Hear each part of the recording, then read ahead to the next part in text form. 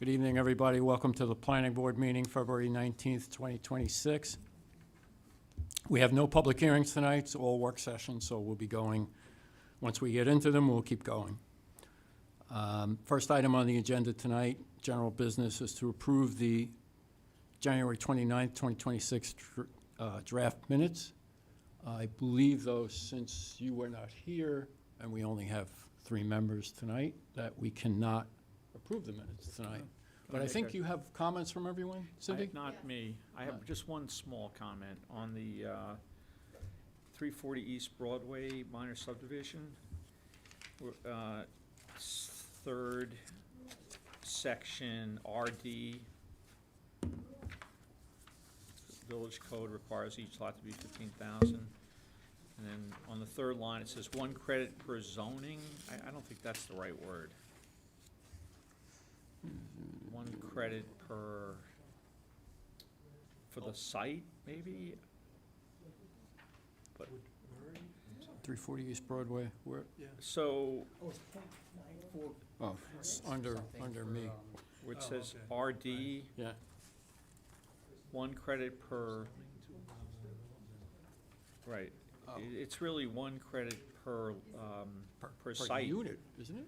No, it's Per not. site. It's really per for the site? site. Yeah. If he gets 1 credit, he can do what he wants for the site, so it's not zoning. Just get rid of zoning and put site. Say site, I think Yeah. that would be better. That's all I saw. Okay, so you have comments from everyone now, Cindy? Yes. Okay, so we can vote. Well, I don't think there's enough Bill members. can't vote, It wasn't here. Right, so I have to table till March 19th. right, right. I don't know, I guess you could post them and say final draft, but probably, I could post them as a draft. once you put final draft on, because it's the actual minutes, it's just, we haven't voted, and we won't be able to vote. So post them on the website as a Final draft on the Vote top, in March?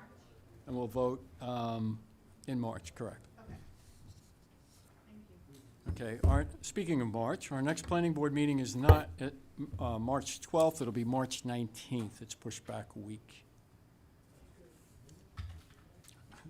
That's good, Val, okay. Any staff updates? I don't know that you had any, right? No. No. Okay, We're all good today. all right, let's get right into the first item. 94 Sawtooth Cove, tree clearing and grading permit. Yes, It's in the Riviera condos. it is. Yes. So this is, I don't know, do we have the photos in the, we might have a digital record of it. So this is a proposed tree clearing, exactly as it says, as the Riviera condos. They're actually proposing to take down 4 pine trees located in the rear of the property. I know the applicant has asserted that they're not, technically they probably weren't natural, but probably planted by previous owners on the site. And they're proposing to put shrubs or bushes in the same location. So technically, because obviously this is a tree clearing and more than 2 trees that weren't considered dangerous, diseased, they had to come before the planning board. Our biggest thing tonight was just potentially consideration of referring to the CAC or the tree committee, just because they are aware of it and they've expressed interest in reviewing it. Sure. But we've also talked to the applicant too about technical requirements for a formal plan showing the location of the trees and the revegetation. We just haven't gotten it at this time. This is a condominium, isn't it? Yes. Is it, they have fee simple lots that include land? The homeowners? Yeah, it's interesting. They have a little yard in the back of the unit. They have fee simple ownership of, Yes. Yeah. so that's not common. No, so the common land is actually just past these trees. So this happens to just be within their little, Within their property. exactly. And where are the pine trees? Hmm? They're right there, oh yeah, I see them. Oh, yeah. Oh, yeah, and we have received a letter from the, where did I put it? The horticulturist describing the project. Yes. There should be one in everybody's folder. Should be in the folder. Hold on. I had it. See that? Oh, thank you.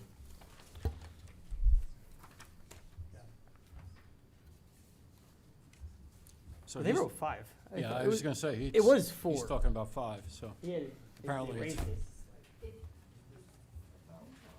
about the application proposed 4, but then the horticulturist put approximately 5 or about 5. But So they should clarify that. they are, Huh? Yeah, I guess this has the circled trees. There's a little photo they gave us. Oh, there are 5. Again, no, we- 1, 2, 3, 4. No, 4. It's 4, yeah. Okay. Again, typically, we would have waited for the plan for the, Yeah. formal, just because Yeah, it was a it's- homeowner and they were trying to, It's fine, what the board's discretion for it. it's fine.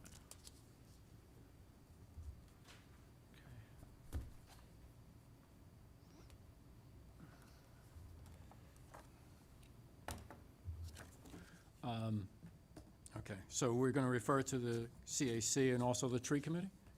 Yeah, it's up to, board's discretion, but that is our Yeah, it recommendation. should be a quick review. I don't think it's going to take much time. So- I know they do have an anticipated date of later March, they said, is when they would like to do it, but, or they have Oh, a the scheduled work? date, yeah, but we told them it should be reviewed first. Well, we before- need a revegetation plan, correct? Yeah, So they haven't submitted that. Okay, no. all right, so the referral won't take any time away from them. Okay. Anybody else, comments, questions? Got anything else? No? No. Okay. Okay, so, unless you, do they have a vote to refer it, Cindy, or is it just? to vote to send it, they just have to make the recommendation, and then I can refer it. Okay, so that works.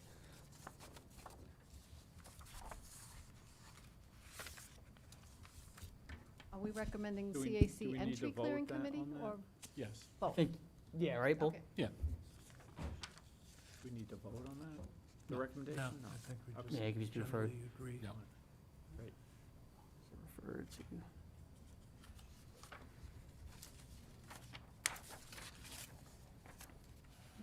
Okay. Next up, 7 Deerfield Court, site development plan.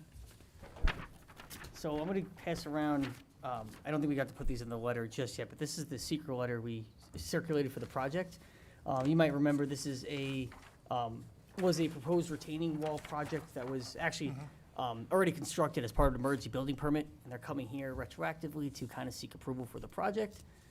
Given that it was over 6 feet in height, it was technically a type 1 action pursuant to secra and the village code.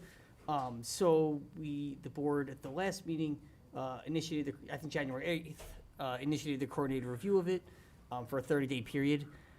So right now, no objections were received. Actually, I don't think we received any comments at all regarding this, so really, our recommendation tonight was just assuming lead agency.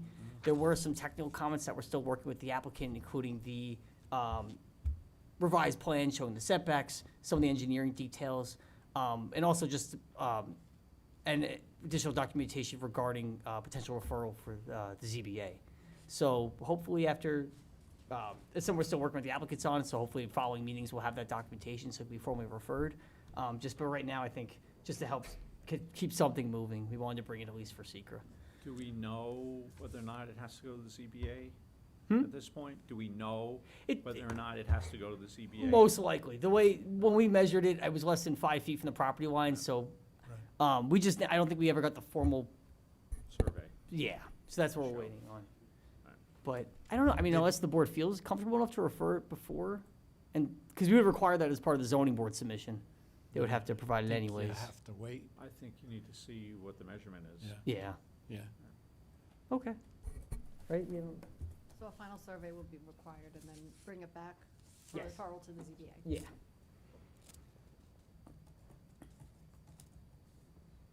Okay. But, I don't know if you guys want to vote for the lead agency, or, yeah. Oh, I think yeah. so. I'll make a motion to assume lead agency. I'll second. All in favor? Aye. Aye.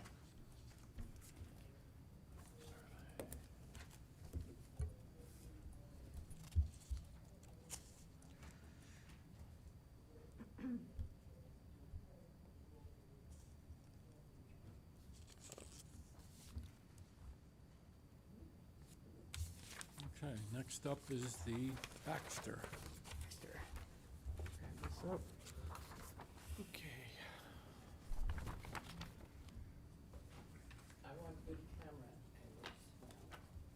You guys, you'll have to speak to the gentleman over there. I think you could, Do you wanna sit Do you need them all up at We once? can or- bring more. Yeah, that's Yeah, fine. we can bring more. We can bring another chair. Do you want another chair? Yeah, bring another chair. We'll probably need it later. Good, how are you?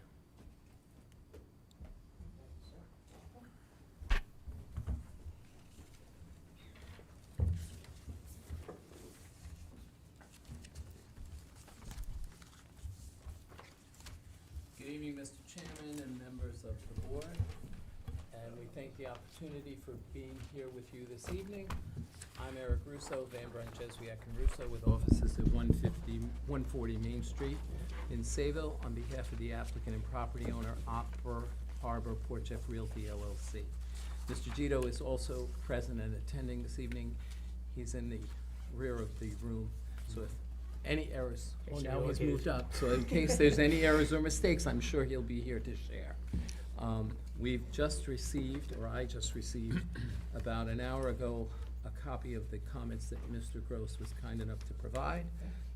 I can either let you review the staff recommendations, or do you want me to go through point for point? How would you like to proceed? Because Would you like us to- I don't know if you need to go through every one. You have comments on some or we do, responses? we do. Why don't I you mean, just I can- focus on the ones that you have responses for? Well, the first one, which is talking about assuming the lead agency status, Mhm. it's my understanding from discussing with Mr.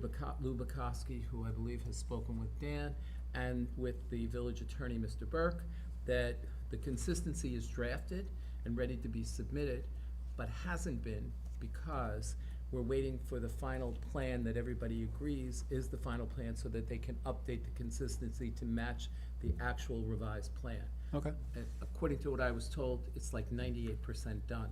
So if everybody agrees with whatever revisions have to be made here, we can finish it and it will be submitted, but it doesn't possibly be needed until such time as you're ready to do and determine the secret determination. At the last meeting that we were at in December, you agreed that you would request that you would be the lead agency for CEQA purposes, and it's my understanding in reading the comments, everybody has sort of deferred to you being the lead agency, so it shouldn't be an issue.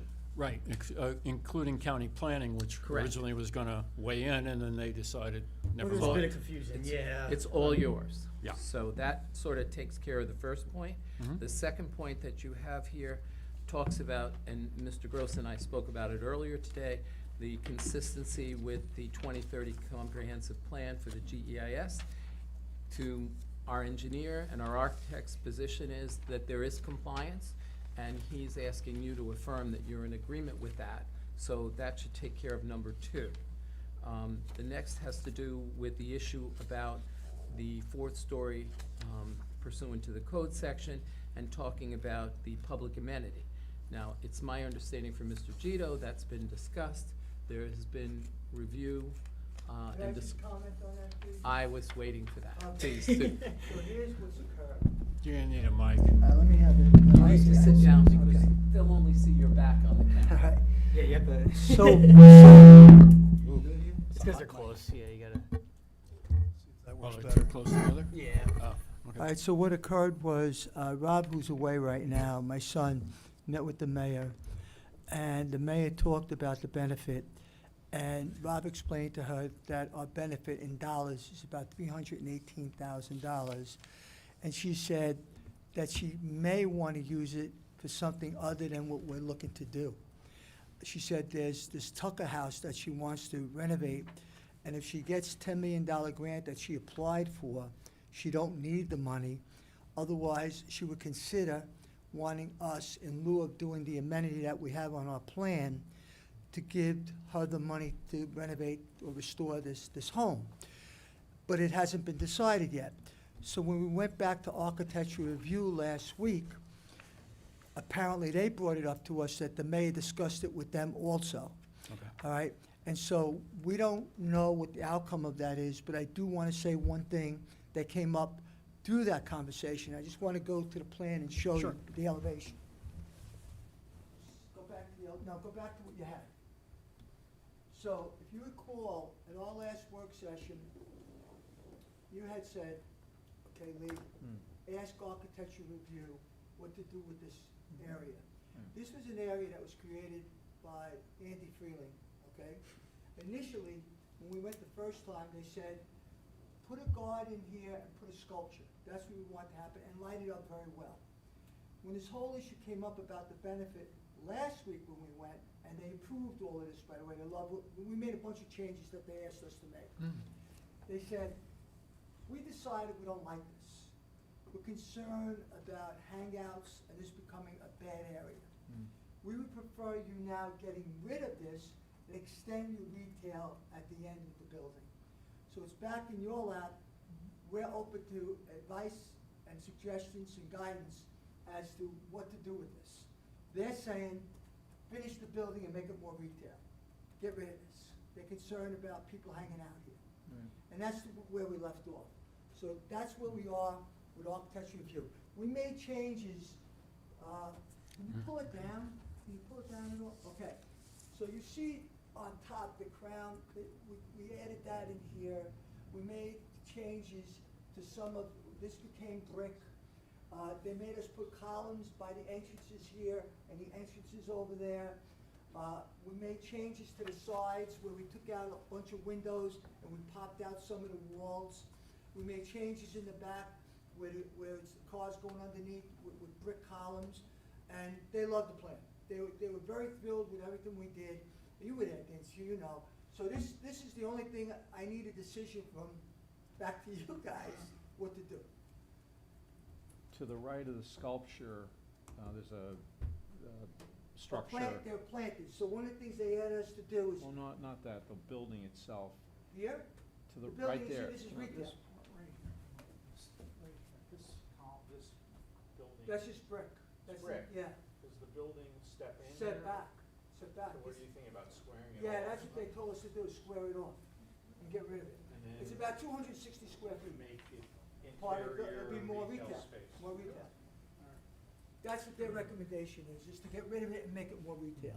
So in accordance with the comments that are here that Dan provided, it indicated that the Architectural Review Committee has submitted written comments as to their meeting, and the debate was coming back to you for the public amenity incorporated or allow for it to become retail space. Okay. So as far as we're concerned. We'll do whatever you tell us. Right, and you're looking for direction from the mayor. So my recommendation, but you could speak with your respective village attorney, is leave it with a condition subject to determination by the mayor in consultation with planning staff. That When- it either be the public amenity or be retail space. Rob explained to the mayor that we're spending now a lot of money to do the plans and go forward, and we'd like an answer sooner than later. And we don't know the answer. And Okay. given the timeline that you're meeting, which the next one was supposed to be March the 12th, and now it's March the 19th, and your next meeting is April the 12th, our goal in discussing with Dan and Mr. Burke was that we would hope, as a result of tonight's discussion, we could set the public hearing for April the 12th, come back maybe one more time here in March to have everything finalized, so that, because the items and comments and concerns here are pretty much all sufficiently addressed, that we can get to the public hearing part. And if Okay. we have another session with you, that will put the bow on top of the package in order to go forward. I want to go back to that side. So what would ultimately happen if this gets eliminated is, if you remember, we have it set up that you go from our other property in the back, that people could walk through onto Main Street. What would ultimately happen, that all would go away, okay? But we still have a fire exit on the side here, you know, about maybe 30 feet in from the front. And we would have a fence there so that people would have a means of egress to get out. So there'd still be some sort of a walkway here, but not all the way through to the 74 apartments. You can show Yeah, them. I think that's a You can nice show them the feature, plan. Larry, Yeah. connecting Main Street to Why the, don't you go up there and show them the plan? yeah. Not at that part. Yeah, I mean, that, yeah, Well, we were- that's up we to were okay what- with that. Well, the other Wait, comment, let's show them so, So on the site, actually on the site plan, and So the way it is now, it's going through to the other property, all the way Right. through. Right. Architecture review is saying, get rid of this and square off the building, Okay. and more retail, like I said. Right. Then the benefit, if it goes away from here, this all goes away. Why? Why? Because, That was your That's the public benefit. amenity. okay, but this would still have to stay, because we have an exit here. So it's a short walkway that doesn't go Right, through. but it wouldn't be the benefit where it's going through that these people could shop onto Main Street. So the issue too with that walkway is that we stole from the Rail Realty property, so we were encroaching. Yeah, We would we moved require an it. additional easement and all that, so that would eliminate that problem. We need for the Yeah. mayor to make a decision here, what she wants us to do. Because one of the other comments that Dan pointed out in the letter was talking about providing an amendment to the Rail Realty site plan to address this the way it presently is. Right. Yeah, And if we go along with this suggestion to make it retail, that eliminates that whole site plan amendment, which will not be necessary in another application. Well, there's two issues. You still One need it is, for the we could parking. close this off and still have the amenity. Right. Or the other issue is close this off and just have it from here to here for the purpose of egress and eliminates the amenity. This was something the mayor said she wasn't sure what she wanted us to do. If you were to eliminate, This. If you were to eliminate this section, what would be there instead? Just an unlandscaped area, or? Yeah, Yeah. yeah. well, it would be to the paving to essentially to the fence, because that's the room we have. Oh, okay, With so the you would backup basically space, push that out? Yeah, the two-way aisle and I two just wanted to cars. be sure. So as Eric explained, I'll say that. we would take it some from here, but we now shift back, comes back this way instead. I mean, We need guidance, we Yeah. need I direction.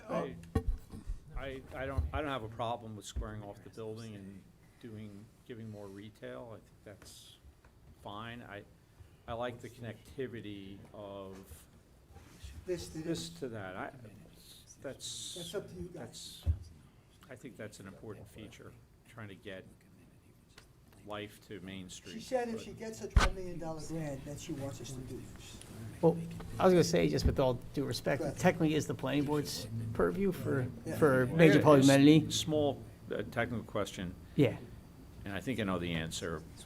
Are there any restrictions on the public benefit being provided somewhere else in the code? Technically, no. I believe that's been discussed before, and I don't think there's anything against it being provided off the Or site. somewhere else? Or somewhere else, exactly. For the That's village. correct. Huh? It's You're just right, for Dan. the Yes, village. as long as it's for the village and that's All right. typically. All right, so do we Makes sense. agree though, at least on squaring the building Yeah, off? that's really a separate issue, right? Yeah, You it's a can square the separate ba- issue. Yeah, I think Well- we're, I like three of us. Yeah, so we'll Why make not? that more Why have retail. more retail. Yeah. So Yeah, That's a removing- separate issue, Yeah, okay? okay. Okay. I'll let Eric now go over with the plans, but I just wanted to bring that up because this is what we discussed before the architecture review.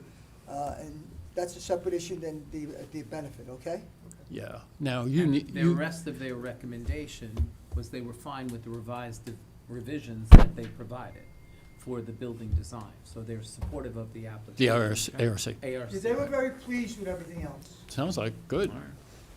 So. Well, you did what they asked, right? Yeah, they So- did what they asked. Yeah, they should be The only pleased. thing that was left is, they'd asked me, did I pick out, the brick yet? Yeah. And I said, no, I have not. And I said, when I pick it out, I'll show them what we picked. Yeah, But that was it. well, that's typical, Yeah. right? I Yeah. mean, yeah. Okay. All right. We have no objection to the retail being extended. I guess we should, Jim, we should probably discuss with the mayor and kind of nail down the public amenity for this project before, because they need to finish the plans. It's a question of whether that walkway goes all the way through to the back, which we kind of liked. Yeah.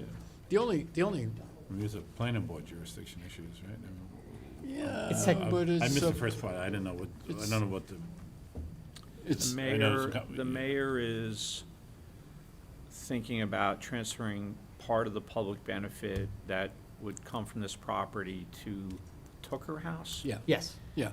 And then, the plan would alter, and the developer is suggesting that they would do away with the connectivity to, what's in this project back here? Rail- The Rail hills? Hills. That's your The other hills. property. Yeah. And then square off that little corner. Where we were gonna put like a plaza, and I guess the ARC objected to that anyway, because It's like a hangout it area. could be They a don't like, Yeah. they don't hangout. like the alleyway, basically. Well, no, just a little plaza in front, plaza. front of the corner, So it's, nobody's hanging out. nobody's If you hanging out remember there. at the last meeting when we discussed this, everybody was wondering, Ms. Sabatino raised, is there a bus stop there? Laura Zimmer also discussed that, and then finally everybody realized there was no bus stop at that location. What's the purpose? For people to get out of the rain? You're gonna have maybe seats, you're gonna have hangouts, you're gonna have homeless or litter. So the ARC is now saying, square it off, you don't really need it. So the whole purpose of the public amenity was the value was 318,000, correct? Excuse me? The benefit of the public amenity, On Main Street. 318. Yeah. Yeah. So one of the things though, that didn't show up before when I was talking to you, Lee, was we also added 4 planters in the front of the building that, Right. yeah. That's- you love that. Yeah, it's a nice building. That is great. Here, and then there's 2, that one on each side there. Yep. Okay? The ARC was in Yeah, they support of wanted that. that, yeah, they wanted that. That's gorgeous. So I Yeah, just, I mean, the walkway, I think, is a good idea in the middle of the building. The only problem is that it ends at Rail Realty, so you'd have to, if you were not a resident of Rail Realty, you'd have to cut through your parking lot, Right. you know? Are people gonna do that, or are they gonna just walk down, what is that, not Perry, but Linden? Are they gonna walk down Linden to get to the corner and walk down that way? Or It's not she that passed- far. But as he was explaining, it's the cost of continuing it through. Right. Is part of the 318,000. Yes. We're willing to do whatever you want us to do. Yeah, I think we need to speak with the mayor about it. Yeah, and we see can what, talk to her, you know, yeah. just have a But- discussion, I think. So we- she's talking about using the public benefit for here, over to the, portion to. Yeah. Or maybe part of the public benefit. Trying to use I mean, it, if yeah. we kept, if we kept the Half walkway light or something. through, so part of the 315 gets applied here, and part of the 315 gets applied Goes to the Tucker renovations, House. do that. I don't know. I don't know. well, I was gonna say too, just so you guys are all aware, the grant that Mr. Gito was talking about it's the Downtown Revitalization Initiative. So the village did submit for that, and they're not very clear about when it comes out. In the past, always been late February, early March, but given that it's already late February, I'm assuming it might be March or April. This is the Um, state. It's a state grant, so it's a $10 million 10 million grant. one, yeah, the Riverhead got it a few years back.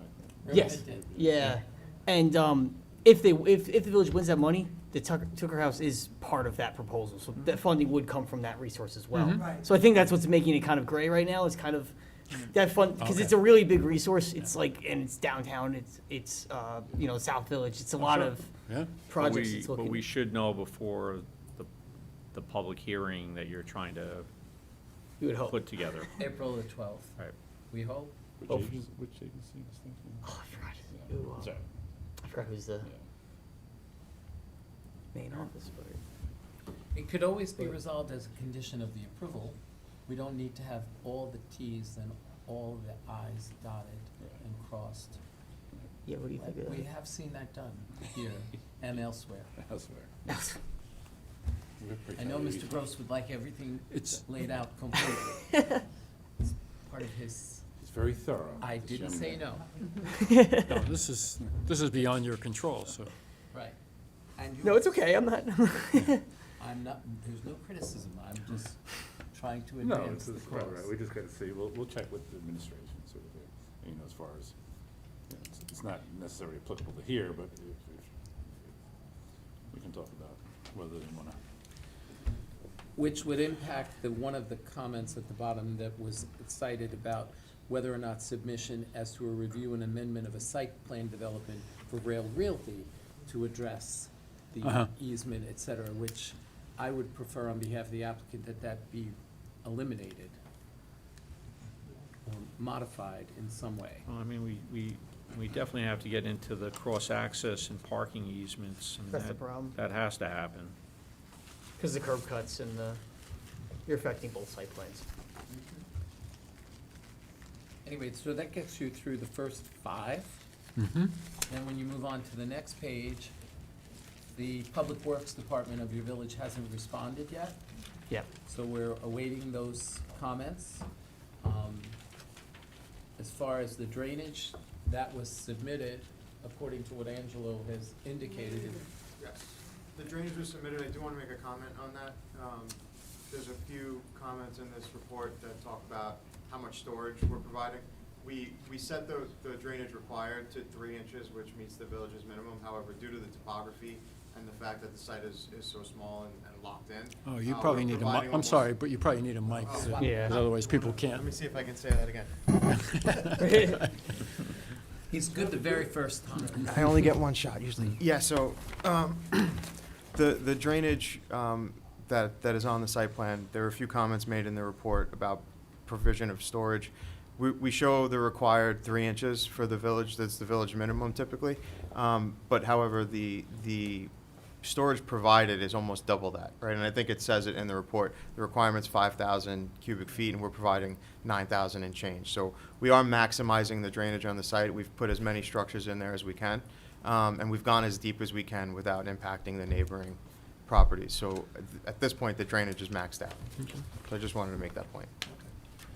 And then there was discussion at December that perhaps you, our experienced retired engineers, would look at it and confirm and be in agreement. Otherwise, the suggestion by Mr. Gross was to go to HADA.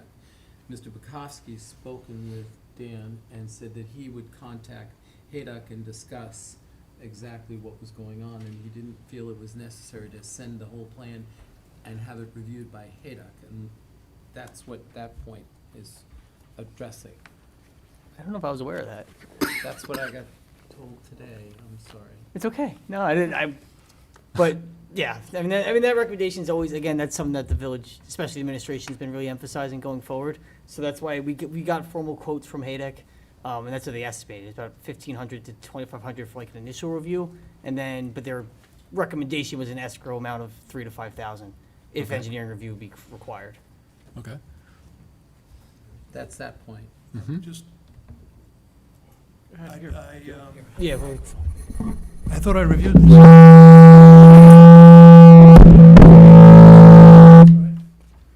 you did.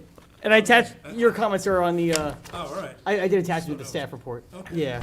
So were you satisfied? Yeah, yeah, the only thing I think that I recall, I'd have to look at my notes again, was that there was a catch, my thought was to take, there was a catch basin somewhere adjacent to the building, and I thought if you can move that more central to the parking area, it would just keep, if you do get a bad storm, it gives you a Water. little bit away from it. We can look at that, sure. Yeah, that was, I think that's the only comment that stuck in my head. Okay. For that And one. that's in the comment sheet. And the comment. Yeah, it's and attached to then- the and then staff I think you report. also commented about the size of the drain pipe. Right, yeah, I'm not a We big can fan. upsize, yeah, we can Yeah. upsize that, that's not a problem. Yeah. The next one had to do with construction staging, Oh, which yeah, there it is. I believe a plan for tried. construction staging was, We submitted a demolition and removals plan, and it accounts for staging Okay. adjacent to the site. Adjacent to the site? On the, we're calling it the rail realty. Oh, on the property. rail So, realty. Yeah. Okay. Is it in here? So that was asking about if it was gonna be on Rail Realty, if the board, the requirement, if a temporary construction easement has to be required for that. They do own both properties, obviously currently, Yeah. but they would be staging on another adjacent property, and Uh-huh. where that's occurred in the past, it was temporary construction easements. I know it's a little unique here because they're owned by the same Right. entity, but I don't know if that's something that we would wanna consider. I think you have to, I think you would have to. I'm pretty put an sure. easement Yeah. For the temporary construction easement. Does it impact the Hills residents, this staging area, to any I degree? mean, if you can see the plan, this is the existing building. This is the Baxter site. The staging is gonna be in this parking area Okay. immediately adjacent. So it doesn't impede access in and out of the neighboring property, but it will be adjacent to this courtyard It's area. all the way in the corner. Yeah, it's in the Is corner. there, It's as is there removed as it can parking be. there? Excuse me? Is there parking there? Yeah, There there's is. two, There's there's currently a parking spaces. handicap spot there, and there are, what, about 8 spots there? There are 1, 2, 3, 4, 5, 6, 7 spaces. That would be temporarily. You have more than adequate parking at the hills. Yeah. Yeah, you may have to relocate the handicap temporarily, move the sign or some, mark out a spot. You know, it's such a tight piece of property, we have no place to go. Yeah. Okay. So then how do you want to address that? It's me. That's gotta get reviewed by, Hayden can review that, right? The, The The staging? Staging plan? yeah. If not, it would be done during the building permit stage. Ooh, As part of like a demolition. Oh, for staging, I'm sorry, I'm thinking about demolition. staging, no, Yeah, I mean, they could probably, yeah, I don't think that would take a lot of time to review that. Okay, So then we're limiting Hayducks to this staging and. this, yeah, that's the question then, because if Haydex can be involved, we have to request that escrow amount to, yeah, yeah, yeah, but they can they can work on that. as part of it too. They can start working on that soon before, well before the public hearing, I would think. Yeah. So, you're satisfied with drainage then? You Yeah. don't need any further No. I'm review good on with it, okay. So it would only be, No drainage. so only No, Haydick for A staging? drainage yeah. review, Right. what, So only Haydick for staging? so far, Advice? the staging, I don't know if there's anything else. Might be some other things. Lighting, Well, yeah, There's a let's lighting see. plan, Let's go through it and see if we, They did submit the lighting plans. Mhm. Right. yeah, And it's my understanding that the lighting that was being proposed, architectural review, was satisfied with the design of the proposed lighting. But there is a lighting plan that VHB. yeah, they're just looking, probably just Design- architecturally, at the architectural, visual that's it. Yeah. Right. and the, And dark sky compliant. Yeah, all the Right. fixtures are dark sky compliant, and they're Yeah. architectural in nature, so they're all pretty. They have, we do show photometrics at the property lines, right, in conformance with the code. So it's a full lighting plan. okay, Yeah. good. I'd So say we they should reviewed look it at and I that. found it, Oh, you did, you already reviewed it? yeah, and it was good. The biggest question was just about again, at the property line, you kind of anticipate there's gonna be some white spill with these types Oh, of yeah. developments, because Yeah. they're right at the property, but Yeah. it didn't, if you look at the roadway, it's not super significant, so I guess Okay. us as staff didn't have a major issue of, you know, Okay. I mean, we for it. could, we could just go with that if you want. Okay, yeah, it's, Okay, but if not, you can do it, it's up to you. no, that's fine. That's Okay. fine. Then it moves on from there, the demolition, which Mhm. we just talked about, and the staging. Is that gonna be part of Hayduck's review, or how do you wanna handle that? Demolition, we're gonna have Haydock do it? Yeah, I think we Yeah. can, Building department also do that? building does that too. Yeah. Like, they're doing it right now for Conifer, Yeah, you might as that's what well- I'm saying, it's Might usually, as well we- let them would do keep it. that that one in we the usually building, handle, yeah. Yeah, Right. okay. Then it moves on to Conservation Advisory Council and Tree Committee. A plan was submitted for that. How do you wanna?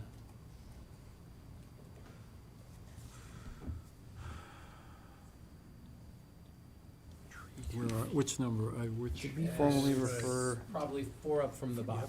okay. you know, tre- Yeah, can we, I mean, I'm sorry to interrupt. trees, I mean, I mean, we did provide a planting plan. The site is almost entirely impervious right now. yeah. And it's gonna remain, it's gonna remain Right. entirely impervious. I think we're adding a tiny bit of landscaping. Right. And they're So- putting in the boxes that was requested by Right. architectural review Mhm. to try and Along do the- this, because along it's the a right-of-way. concrete area. Yeah, I think We're okay. well, the Conservation CAC and the advisory. tree committee should do an advisory review. Well, we're putting trees also on the curb line. That's right. Well, yeah, we're, Yeah, that's right. have them We're do, it's, replacing the trees Okay. on Yeah. Main Street. All right. Photometric plan we just discussed. Mhm. That leaves you with comments from all other agencies. We've heard from DOT, we've heard from Suffolk County Health, and we've heard from Suffolk County Planning. Yes. So I don't think there's any other agency you need at this point. So that's ready to go, and they've all agreed you're the lead agency. And then the last came down to the question about setting the public hearing, which the discussion I had with Mr. Burke and Mr. Gross was to try and agree to schedule it for April the 12th, And anything else that has to be reviewed, we look at it the 19th March. of March. I'm sorry. Yeah, I don't think there's a lot of important matters that need to be viewed before the public hearing that are left, so, yeah, I mean, I think you can do that. So then it Right. would be up to you to agree to set the public hearing, because Ms. Suarez needs It advance needs notice. times to Yeah. advertise, right? Notice and postings, et cetera. Mhm. So if we agree with that plan, then we'll continue to address all your other items between now and before March the 12th as best we can. Okay, that's good. Right. So you need to accept to being the lead agency now officially. Officially, yes. Yeah, they gotta declare their and intent. Setting the public hearing for April the 12th. Yeah. It's April the 16th, correct, Cindy? Did I get it wrong? I'm Yeah, sorry. the 12th is a April Sunday. 16th. I don't think you Oh. want to work on Sunday. I'll go with the 16th, that's fine. I thought I heard that. Yeah, that meeting was originally scheduled for the 16th, right? We didn't move that one. We didn't move April. That's because there's vacation week We moved before. March 12th to Easter- March Easter 19th. vacation, I think, or, So then it would be Spring. March 19th and April 16th. Mhm. correct. Okay, so a work session on the 19th and setting it for the 16th. Those are my action So, the board. so can I get a motion to have the planning board assume lead agency on this project? I'll make a motion. I'll second. All in favor? Aye. Okay, you have anything else, Tim? Well, do, I always don't do, you? but We have to schedule the, Don't you also have to schedule the public Right. hearing? yeah, if it's, do we vote on that, or we just say we're? I don't, No, we don't vote on it. We vote, but we we have don't to agree and put it on the record. so it's gotta be Yes. agreed, which I think, Yeah. But are you done, Dan? Did you do, well, usually we do that at the end. at the end, okay. I do have comments, but I don't wanna be, No, go ahead. yeah, no, nothing super Just- major, right? Just brushing up on some stuff. Okay, fir- questions? Yeah. First thing too is just with the, I know you guys might propose changes to the ground floor now if you expand the retail. The only thing is we'll just have to make sure that all the like parking calculations and Ah. building floor layout and anything that it could affect would be updated as part of that. I don't think it'll be a major change with the corner, but I believe it was discussed that it might require one parking space for which we'd be willing to pay $4,500 for the parking space to the parking. That's right, because you're short a couple, aren't you? We're- Yeah. Anyway? Well, we weren't short anything. No, we're not short, mathematically, actually, we're not short on this project, because of the hills. oh yeah. If you remember Ah. the easement and also the access for the other parking, Mhm. that's restricted between the MTA, the village, Okay. and rail. So we had more than enough, and Mr. Lenahan demonstrated that in his Mhm. consistency analysis. So if one should be required, the applicant's prepared to pay $4,500 once everybody decides what it is, because we at most anticipate one. All right. We can, if that's the case, we can update the site plan and submit it ahead of the 319 work session. Yeah, that would And just, talk about it then, and I think we're actually overparked at this point, so, if we need one more space, we should be fine. Okay. Oh, you think you won't need to? Yeah, we're required by Payment. code to have 126 spaces, and we Mhm. have 135 or 130. Okay.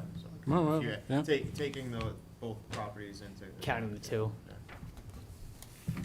Okay, you just adjust the square footage on the parking calculation then for retail. Yeah, okay. and that goes with the rest of it too, like if you guys could do elevations, stuff of that nature, just eventually the ARC might require that. Sorry, yes. Like revising the elevations Yeah, and I stuff, can, just to. Next week, we can have that back. Okay, it's all, yeah, just procedural stuff. The GEIS, obviously, you guys said you're gonna be addressing, through, I know, VHB's working on that. Again, just as a general comment, we did go pretty extensive into the, GEIS and kind of the build-out analysis that this all discussed. It does seem that this project does fit pretty much within the scope of everything the GEIS talked about for the Uptown. The build-out was kind of estimated that with this project and everything else that's currently being built out, there's about 338 dwelling units would be built, and that includes the other project, the Overlook, that includes this one, and it includes, I believe, another project in Oakland, and what's already under construction or currently built. Okay. So the traffic study for that was 350 residential units, so that was just above it. And yeah, the overall build out was about around 416 units. So it didn't seem to push it over in any sense. So we Okay. found it generally consistent, but just, again, that document would obviously help to support that once submitted.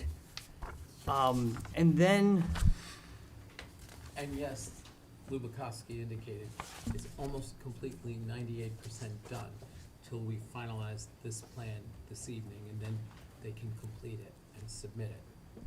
Complete and submit. Complete the consistency Oh, analysis. okay, Yeah. okay. That, and I believe he represented that to you yes, as well. yeah, we spoke about that already.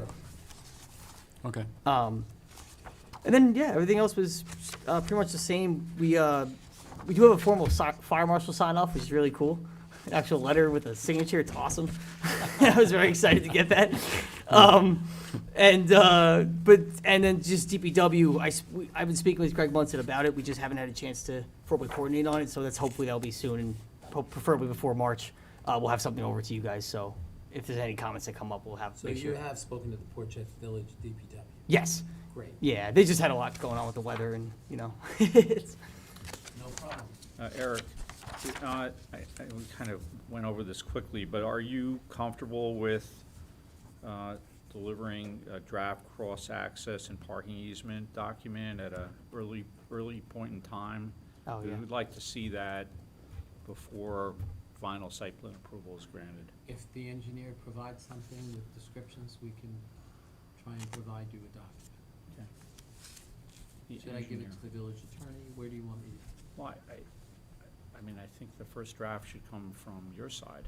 No, I understand, but present it to the village attorney, to. typically it's in Yeah. format for the village Who- attorney. who Yeah, would you like? I think it should go to the village attorney. Yes. Okay. And that, I guess that was my question for the board too, is, so engineering, do you want to require what do you, Natick? Haydick? Yeah, They should look at the construction staging plan, I think. okay. Yeah. So staff, do you want us to get a formal estimate just for the staging and then we'll present it to? I mean, their recommendation in general was around 3,000 to 5,000 for any project. For the projects of this scale, we sent them this one specifically. That was their recommendation, but then anything that's not used, we returned to the applicant. Right, So, right. So you need to get an estimate just to review that plan, I guess. and then, okay. Yeah. And this way, we have them on board, and if there's anything else that comes along that we haven't thought of, they're also there to, we engage them for the project. So if we want to, we should have had them look at this, maybe we can have them take a quick look at it, then they're already ready to go. And they can almost. pull out of Yeah. the, okay. So you already have an estimate of 3,000 to 5,000. That's initial, their I guess, services. based on the size of the project. So not to delay it, are you requesting that the applicant advance that money up front? Because if that's the case, this way you have the ability to have it reviewed and tell them that you need it by March the 12th, and we'll provide you with the check. Yeah, we could do that, right? Yeah. That's the process, so. right? So, I'm sure the Yeah. applicant would be willing to write the check for $5,000 so that it's there to cover. Mhm. Is that Right. acceptable? This Yeah. way, That's you don't fine. have to go get another estimate. You Right. Yeah. can verify Yeah. if it needs to be done. We've given you a check. Yeah, Because I've that done works. that in some other municipalities where we advance it up front. right, that's fine. Smart. Yeah. Yep. We try to keep things moving. I know, he's been working very diligently. Oh, Ms. yes. Suarez and I know this. Yes, yeah. She keeps tabs on it. Okay. We have anything else? I don't unless, No? I mean, Okay. we've agreed on CEQA and I think you took a vote. And we know that we're gonna have a public And we hearing. know we're having a public hearing, so Do I you have can't, anything? it's almost Christmas. Thank you very much. Thank you. Okay. Have a You're good welcome. evening. You Thank too. you, guys. Take care.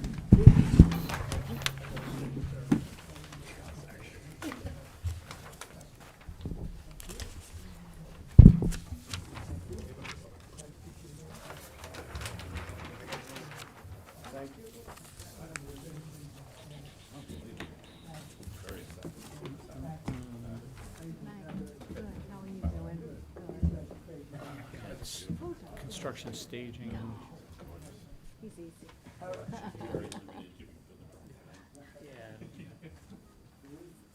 You did all the heavy lifting. Yeah, you did.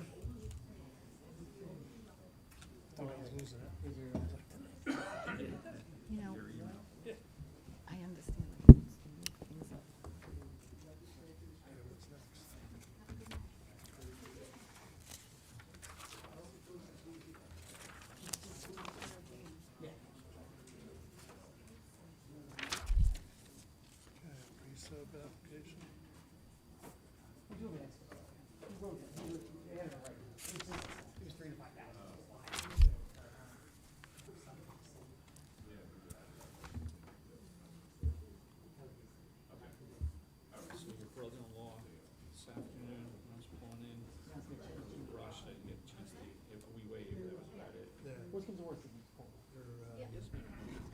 because it's gonna be back in April. He's been out, yeah, I think just the weather, Yeah. but then the, You ready his to go dad on, had a hip replacement. ready to go on and Yeah, let me just, Yeah, to get 1604 the, through uh, 1618? AFib first one, right? Yeah. Yeah. rejiggered today, so that's what they did. I don't even know if they got home yet. I never see him. Is He really wasn't even able to walk for the longest time, so, I mean, he's 90, Yeah. 91. Next up is 1604 to 1618 Main Street, west side of Main Street, just north of the railroad tracks. General discussion. Sure, if you wanna grab a. General statement. Sure. Hi, hello, Board. Chris Hadjandreas, owner of the corporation that's 1610-1618 Main Street, PJ LLC, which owns the property that's 1604 through 1618 Main Street. I submitted line drawings and other, and background information about this project.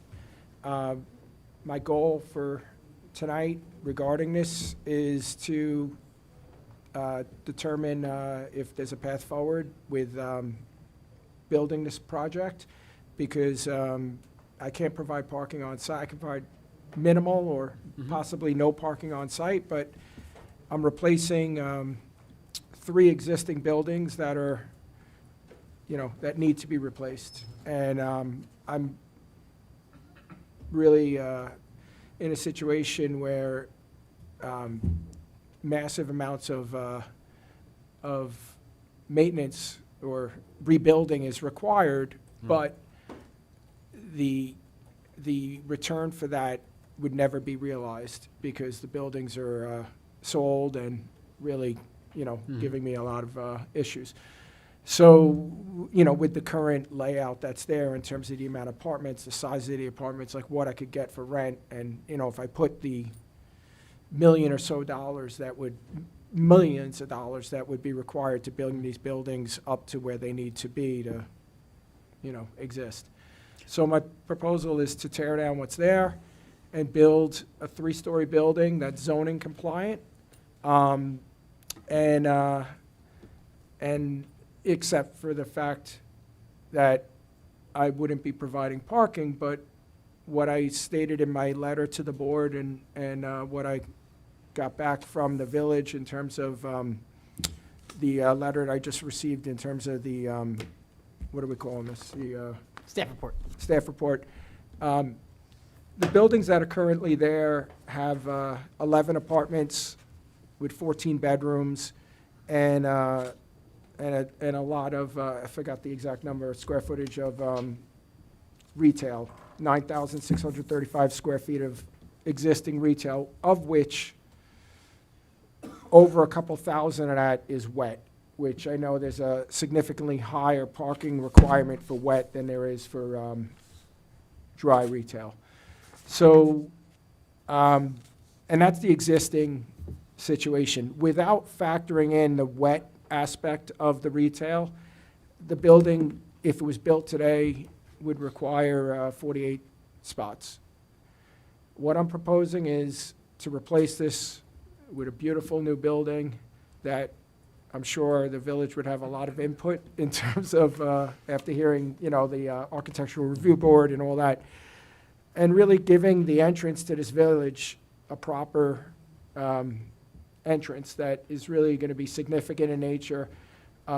It's not adding the corner of the building that's rounded adds a lot of cost, and it's a lot easier to build modular and square. But again, giving that, we really have, and I have submitted, if you show the rendition, the AI, not that, there's a picture of what the building's going to look like coming. Oh, the rendering. Yeah. So it's really going to, what we attempted to recreate is when you go further north down Main Street, where you get to the building with the beautiful turret. And that's what we are trying to recreate with the building that I want to build. And the building I want to build would have 28 units and less retail. I would like to have a lot of that is wet, because there is a lot of interest in, having, especially that front corner as a restaurant. And, again, the parking requirement of the new building would be less than what I'd be replacing, and currently, I don't know if I mentioned this, the buildings that there provide 0 parking. So, there we go. Nope, almost.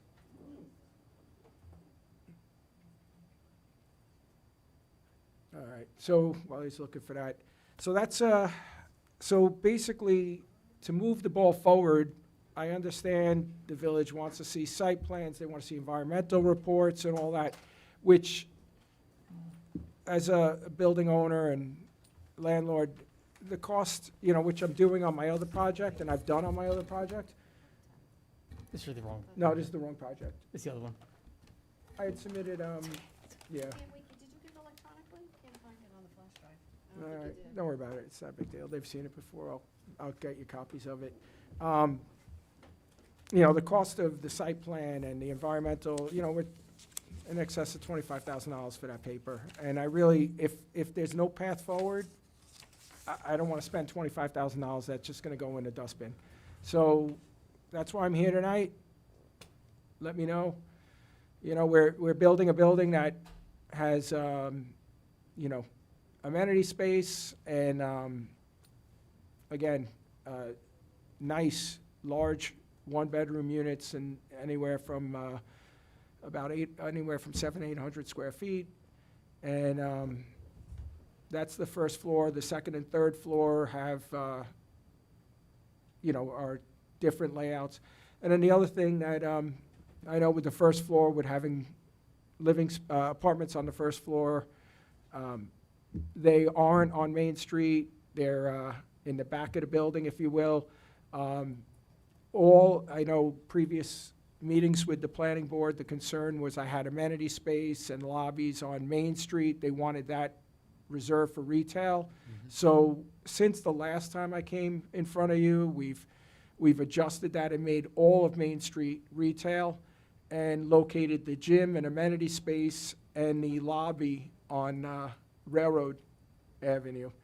The other concern that the board had was access to the rear, because that's where the garbage is going to be, and it's hard to see it, but off of stairway A, there's that's a door, an exit door to go into the back there.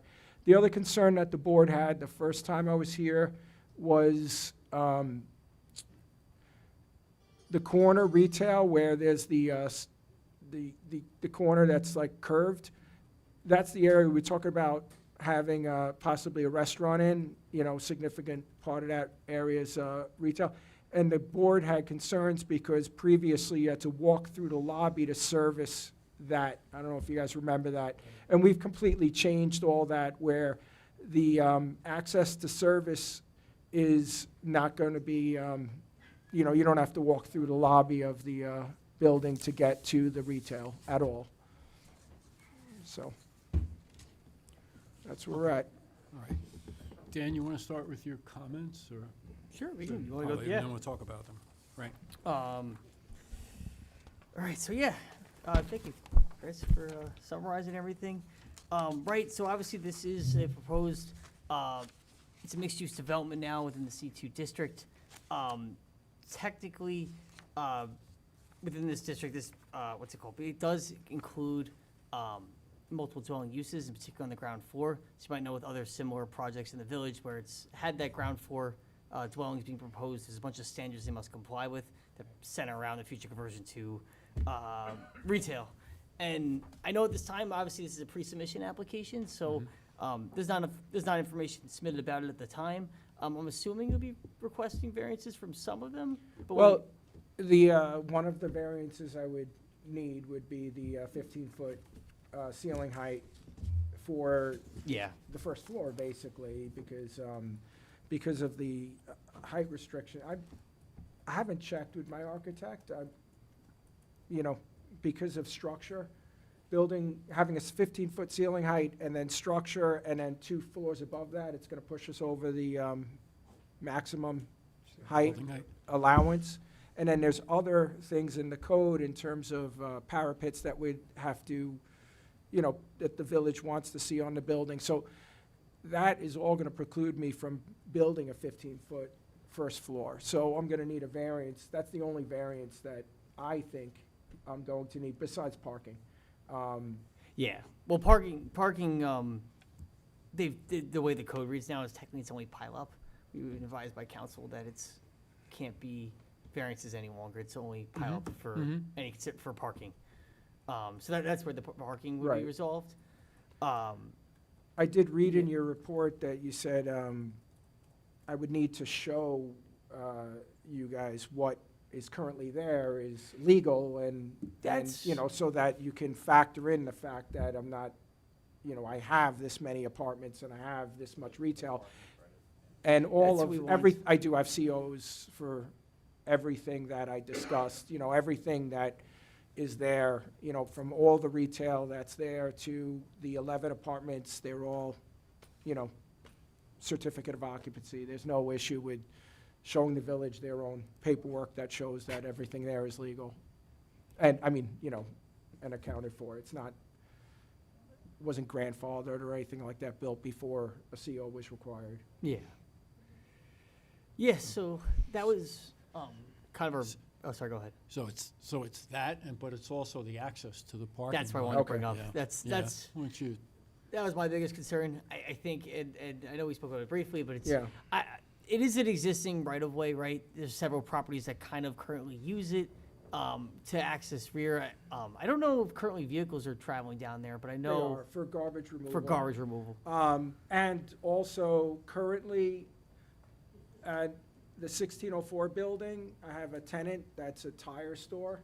Yeah. And the village, you know, we have the access and he has a garage, that door in the back, there's, that they're able to fix and repair tires. So there are cars, you know, regularly coming in and out of that back area. Besides that, the garbage dumpsters for the other building that the planning board approved, that he put the garbage, his dumpsters, in bins that roll out from in between. It's deli. The deli. Between my building and his building is a tiny triangle that he's able to fit his grease trap and bins in. And anyway, all that is being done currently. That right away has been there before I bought my buildings, and, Is there a driveway easement in place, or what exactly is it? There, I know there's an easement there. I don't know. if It's a we- right of way, actually. Labeled as a right I'm of not way. sure if it's an easement, because the village owns the property. Oh, the village owns the property. Yeah, and unfortunately, it's a 10-foot wide, right? Yeah. Yeah, so that's only enough for one vehicle to come Right. in one way. I mean, and that's even tight. Oh, for- absolutely. If you have and- a We're large showing SUV 3 or spots there, but honestly, you know, if it was an issue Mhm. that, okay, well, we're not comfortable having any spots there, then, I mean, I just wanted to show something for parking. It's, Those 3 spots, what I envisioned honestly is I'm gonna have to do an aspect of this as, affordable. I'm honestly leaning towards like veteran type, you know, housing for, you know, like disabled veteran or something like that, where those spots would be for the first floor units. I have them showing, 3 units, 3 or 4 units, I forget, but anyway, 4 on the 4, first. but, you know, we Yeah. could have those spots as, you know, I'm sorry? Yeah. They, Loading for the retail. Or, yeah, or that, you know, which they show absolutely it loading and, behind the parking right now.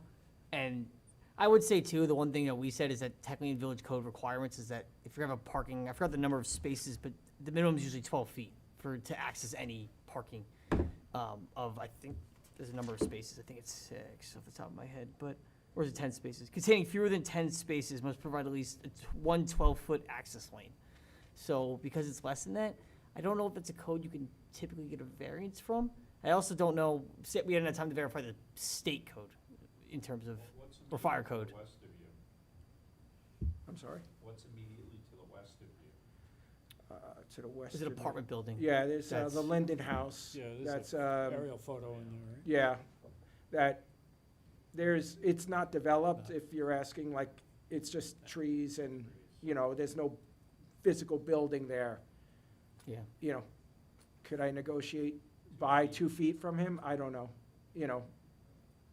Ideally, it would be good if you could negotiate by a small parking lot from him. Or shared parking. Yeah. Need that, he probably needs it, so it's cut, but Yeah, I have no idea. That property, Linden House, just changed hands, and the owner is not interested, from what I was told by the broker.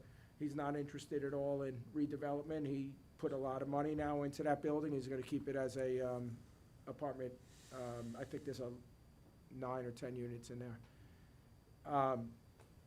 You know, but as you can see from the aerial picture, the building is set back a ways, possibly, you know, but then I'm thinking, you know, okay, I'll just remove those 3 spots and add it to the pileup, you know, Yeah, then you have no parking that you're, you know. yeah. I mean, it's a nicely developed building, it'll look beautiful, but then you really have somebody rents an apartment there, they can't park there. They Well, have to the find thing a is, space and I'm on the glad you brought street. that up, there is, again, I'm providing no parking now along Railroad. There is all the spots over there. I forgot the number, I had them counted, and that's not metered or time limited. And then in the back is a municipal lot that there are a lot of spots that are not being used, that aren't Yeah. accounted for with the hills, that are empty consistently, and you have other municipal lots, you know. Previously, when we discussed this project, you know, this is transit-oriented housing if there's ever, Mhm. ever a project that's transit-oriented housing, and we're within so many minute walk to multiple municipal lots. Yes, will the apartments rent for less than what an apartment that provides parking? Absolutely.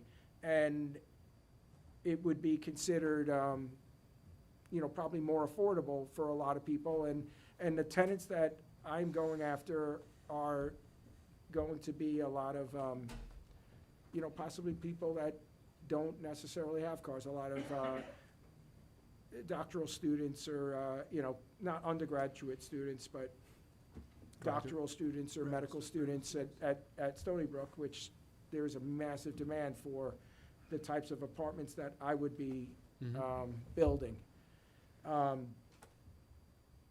You know, that's, you know, my answer in terms of the parking. And again, these buildings have existed a lot longer than I've been alive Mhm. and have never provided a parking spot. So, and I'm not asking to make the situation worse, I'm asking to make it a little better. Just, I mean, aesthetically much better, but a little better in terms of what would be needed parking-wise. Yeah. anything else? Yeah, well, Two things, right? yeah, no, no, the only things I just wanted to add, and it's, the only concern I have is that with those adjacent spots, so even the Texaco lot, the ones on the, I always forget it's Railroad Station, for some reason I think it's Station, Street, there's an agreement between the village, the Rail Realty project, and actually the MTA and the Long Island Railroad regarding the usage of those spaces. So I think if this project was to rely on those, technically, it'd probably have to work within the confines of whatever that agreement says. Okay. I know we've gotten copies of it from the Jeter Group. I don't know if we have the chance to formally review it yet, but that might be something you might have to consider, at least discuss it with them about that opportunity, because I don't know if it's technically just available. Right, It's available for the village-wide use, but for a project to rely on it specifically. right, understood. Yeah, that would be the only concern on that front. I could see it as more of a timed parking for the retail, you know, and not for the, Apartments.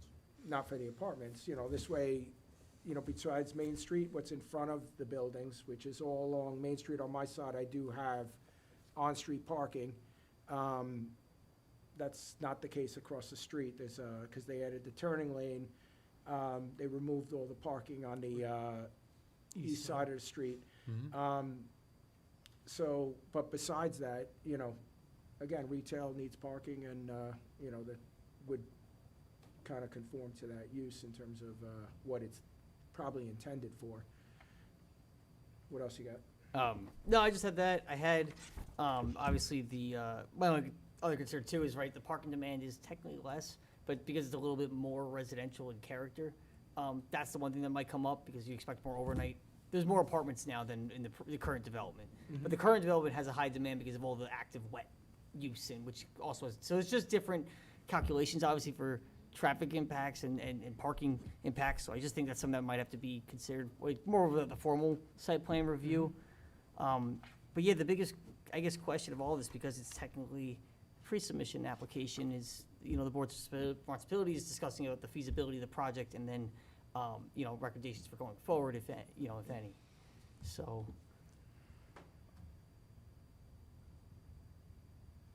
Is there, I just gotta use this. Sure.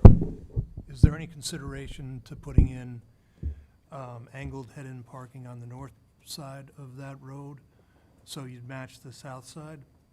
You know, Angled tenant parking so, on the north side of the property, which is, it's sidewalk now that, right, and, oh, so you mean like make the building smaller and? cut into the building a little bit there. I mean, I know it, you know, obviously the more square footage the better, but if you're able to provide some kind of parking, You know, At the least the- problem with that, I'll tell you what the problem with that is, that's all MTA property, up to my, you know, so I don't have egress. oh, it's not village property. No, I don't have egress, so currently, at the back of my property is a gate and dumpsters. And, you know, I don't know if I should be saying this out loud, but it's not, you know, technically, it's not supposed to be that way, because there shouldn't be egress from Railroad Avenue onto my property. And that would require the MTA's approval, which I was told, because we did look into drawing this building a different way and having underground parking possibly, but the only way we could access the property was from Railroad Avenue. Right. And that was a no-go. The MTA would not issue access, and the village also didn't want it, because when the cars left the underground, they would have to leave the village, because Yep. it's, when you One leave way. Railroad One Avenue, way. you You can only have to go go to the south. right, yeah, yeah. So, but it was not just a no-go for that reason, it was a no-go because I would not be able to, and the same thing happened with Conifer. Across the street, Conifer wanted, at one point, access from basically along that strip. And Right. my architect is the same architect that designed Conifer, and he told me, you know, you're not getting it, because Yeah. we couldn't get it. So that answers Okay, your question. question. The MTA wouldn't let you have access on railroads, that road right there, right? Yeah, That's railroad, the MTA owns, I believe, can I get up and show you? Yeah. So, Yeah. I believe the MTA owns up to here, and then this Okay. is village. Mhm. Okay, the line might be, There you go. there we go. So, and then what I was talking about is my property line goes here, right here is a gate currently, but again, if I was building this today, that would not be allowed, or, you know, available to me. Yeah. They don't want a curb cut onto railroad, is that the question, or what, is that the concern? or- Is that what you're saying? Yeah.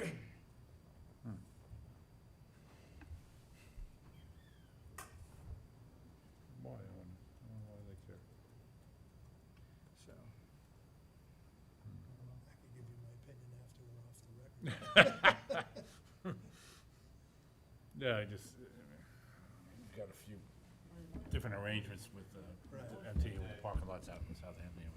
I just really can't speak to Ray, who's much more qualified to talk about it, is what is the impact of only having a 10-foot right-of-way?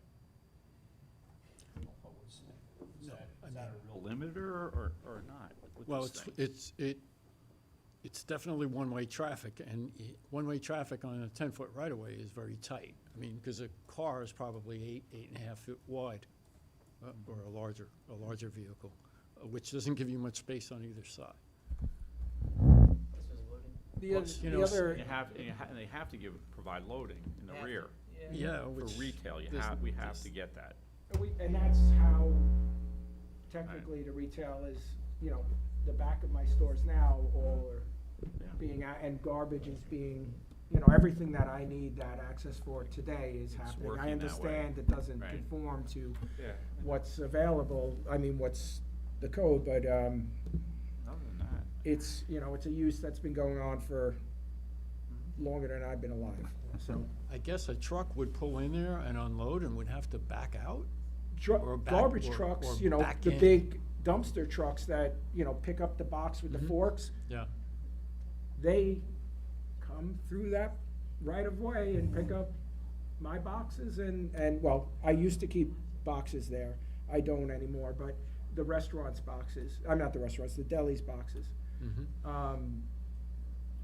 But for years, my building's dumpster, the 1604 through 1608 building's dumpster was where that loading zone is. So the truck would come all the way in and then back out. And then in terms of one way, but it's really a two-way, it's only the width of that building, so it's only about not even a car and a half length long. So it's not a, you know, it's not like you're gonna have a blind turn and a car's gonna be coming at you. You know, I mean, Chris, you know, we spent a decent amount of time going through the plan, it was perhaps a year ago, and, you know, it's hard to tell because I'm not seeing as much detail as I think you presented the last time, but that you addressed our concerns in terms of, you know, where the lobby entrance is and, internal access. Again, I think we need to see better plans to be able to confirm that. But, you know, I think it's, you know, it'd be nice to see a change there on the corner. It really would be. And, I mean, I don't have any, major objections at this point, but reserved to see more. I know you can't approve things tonight. No, Give me no, my it- building permit, I'll start tomorrow. Yeah. But, Yeah. you know, you gotta, you know, you have to understand my situation. I can get you additional plan, I mean, the line drawings we have are pretty, you know, close to prime time in terms of what the size of the units and where they are and locations and all that. The lobby amenity, all that's set, the, access.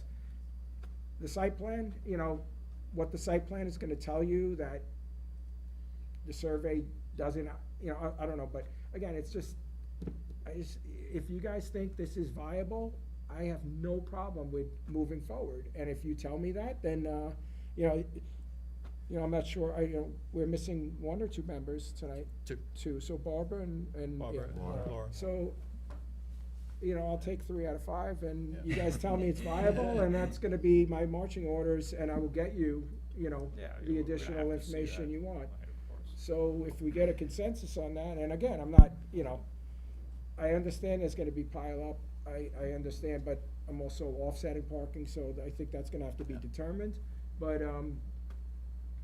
Yeah, I mean, I think you could, you know, look for a reasonable pile-up, but I think, well, just like Rail Realty, the first building on Texaco there, and then the Baxter, they did a parking study, and they looked at available spaces, so they looked at peak parking times, like in the evening, when people in the apartments are home, and the realty might be busy for a while in the evening, that might be a peak period during the weekday, and a peak period on the weekend, and looked around and say how many spaces are available in the area. Now, you talked about the public lot, maybe there's a couple spaces there, but, and in front of your building, you know, that makes sense, but, you know, it seems like there's a big shortage in terms of available spaces. That's my concern, and also the really one-way driveway to get into a nice building with apartments in it, you know. well, you know, That's- again, that parking is added, you know, pretty after the fact, we're putting a lot in that little area, and I get it. You know, it could be, you know, it could just be loading and unloading to be, you know, and that's probably what it's gonna end up being. So, Yeah, I mean, those are my concerns, but.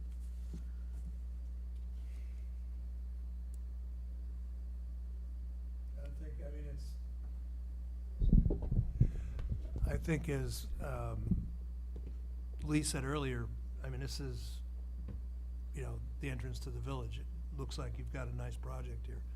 Question is gonna come down to parking, and I don't know. And I'm gonna ask a dumb question, maybe towards the board, but, you know, Thanks. what's that? Thanks, dumb Yeah, question well, for the board. What about, I know you mentioned putting parking underground, but what about that first floor in the back? Raising that up? Cantilever? More or less like they did, that Gito did down by, Yeah, yeah, by Cappy's Carpet. right. So you'd have that parking underneath it, and then you'd have, so you're saying like getting rid of the 4 apartments and having that as parking? or if it's possible to add that 4th floor. Yeah, but then you'd be looking on Main Street, you'd be looking at, No, I'm Parking. saying, I'm talking about, okay, just since we're hammering this out. If you could raise this section up, get some parking in here, you lose, I mean, you lose your amenity in your lobby, or maybe you squeeze in here a little bit, but just to get some parking in there. How do you get to the parking now? I mean, the problem gets, you would have to come through Railroad in here. I wouldn't be able to We do can't, that. we can't get the EMTA. curb cuts, supposedly. Yeah, I wouldn't be Oh, able to do right, that. right. If, you know, the 10-foot isn't an issue, and the only thing that really could be done would be, so that the 2nd and 3rd floor isn't impacted, you know, having the building, basically, the back of the building on stilts, but honestly, I think because of the way it is with, the turn there, like in the way Right. cars have to be. Right now, I'm showing 3 spots. If I got rid of those 4 apartments and you know, this trash and all that area, and that was over, I think it might add maybe 2 or 3 more spots at the Right, most, Right. if that. And you still have a one-way street. Right, Right. and then you still have a 10-foot one-way street that's gonna access those spots. Right. So it looks like your neighbor in the west there has trees on the I know he's not interested in selling a building, he's just made improvements, but it doesn't look like that treat area, he uses it, you could make that, buy that property and make that a 2-way driveway, a true, That would be you know, great. in and That out. would be nice. I you know, I can try, but I don't know. I know I tried buying that property, and I had an agreed price Price? on it, and it didn't happen, so, Who owns it? you know, I also tried to purchase the corner property that's, north of me. And, he's not interested in selling, and the numbers he threw out is what I paid for my 3 buildings, so it's not, it's just delusion, so. And they're um, doing yeah, renovations to that. I'm kinda like, I have what I have, and, you know, Yeah. possibly getting a couple feet to make that compliant, I don't know if that's possible or not, but, you know, making that access compliant, but I can't see, getting much more than that would, Yeah.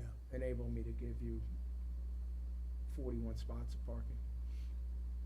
We got 2 feet, it's still a village right away though. Right, so the 2 feet isn't, I guess you would dedicate it to the village. Yeah, exactly. Yeah, in that area, Yeah. you know, I do believe on the survey it's 10 feet, in real life it is, you know, it is more than that, so, you know, You can kind of see that from the building, the western side of the building to the north of you. There is a little space, yeah, right there. Yeah, I mean, maybe it That can be might- improved. I mean, it's, good point. Yeah. Should measure it. I do believe you're right, that the building isn't built right to the Right. property line. Right. Where the, you know, so it is, that's why you're able to fit these big trucks Yeah. down there currently. Is that that's the corner, that's the one that we approved Yes. recently, that had Right. the internal dumpster area? Yeah. but Do they're- they come in through that right away to get to Their dumpsters? that dumpster? Yes. Yeah. Yeah. It's supposed to be wheeled carts eventually. Right now, it's. It is, it's their They did with the- dumpsters, they're dumpsters the Like- size of this table, but on wheels, and they fit them in, my building is here, and his building's, there's a triangle, and they Right. fit them in that triangle. Oh, God. Yeah. So, what's the path forward, guys? I think everybody wants to see this corner Yeah. improved. Yeah, it would be And good. building this building is not a low-cost endeavor, it's a $15 million endeavor. So, Right now. 28 units, you know, you gotta do the math. Sounds like a lot, but it's barely profitable. How many at- square at feet of this point. retail are you getting? There's proposed 3,750 square feet of retail. And I'm assuming you've figured the cost to pile up into your equation, cost and benefit. Yes, but, you know, 41 or what, you know, how much, what would the village grandfather me on what I currently have? That's a lot. Yeah. Yeah, it's a lot. What is that number? 535 a unit, plus, then you take out the retail, so you're probably at like 450 a unit. No, it's- For, what are you Healthy calculating number. at? You said 15 million Oh, yeah, divided by 20 yeah, units. yeah, I mean, it's 15,000 square feet. Right. Today's building, you know, Hmm. numbers, you figure a minimum of $350 a foot. I'm sorry, it's more than that, it's, yeah. So, you know, again, I wanna improve the village. I know everybody I've spoken to wants to see that corner, cleaned up. Yeah. So, I have no issue with doing a site plan and doing the environmental, full environmental EAF. I just, you know, again, you know, if, I mean, there's never a sure thing when you. I know you that, know, I know it's a crapshoot, but, and I told you, I said, I'm not asking you guys to approve, I just, if we see it, you know, then, and we understand the situation where, yeah, it's not providing parking, but it's less demand than what is actually being required today. Right. This is gonna be a net benefit for us. So, Yeah, all right, Yeah. I think it's positive. Yeah. and I will look into seeing if I can get a couple feet, you know, I don't know if that's gonna happen or not, but, And maybe there's some residual benefit that he would gain by it being, you know, landscaped and more attractive if, Yeah. you know, if he gave up the 2 feet and got a couple of bucks, you know, it might make sense for him. all All right, right. we'll see. Good. I will, work on the, site plan and full environmental, and, in terms of the line drawings that I provided, and the, I'll get you guys on email the, actual pretty pictures. What else do you wanna see from the architect's point of view? Normally it's you know, just floor plans. Right. Right, Yeah, well, I floor have the plans, floor plan, I have the elevations. full floor plans already. Elevations, floor Building, plans. Yeah, uh, elevations, there you go. Yeah. All right, that's fine. What's the guy Yeah, in the and back, you what is he using that property for now? The one in the back, Yeah. that's apartments. Apartment building, yeah. Oh, it is? One 10 big- units. Yeah, and then the guy Yeah, next yeah, to him used to be the. Auto. Oh, no, I Okay, don't know if it right, still yeah, is. and the other guy was- It yeah, is, yeah, I he's mean, still it's there. yeah. currently in contract, and it's gonna remain auto. Yeah, I mean, you should really do a parking study too, like VHB did one for the back, so you should probably use them actually, because they have, you can just Yeah. add on to their data, use their data, or What have was the them. company? DHB? VHB. Yeah, they're here tonight. I think it's in the room. Yeah. Tallest guy here. The big guy in the back. I was gonna change the clock. All I'm right, really recommending it. all right, so I'm still in front of you guys for another project. That's Are we right. doing that one There is now? another one. Now? Yes, so, Someone else Yeah, in I front think of me. which one? You are the, Yeah, 116 Oakland. 116 Oakland is the next one? Yep. So parking study, just right there somewhere.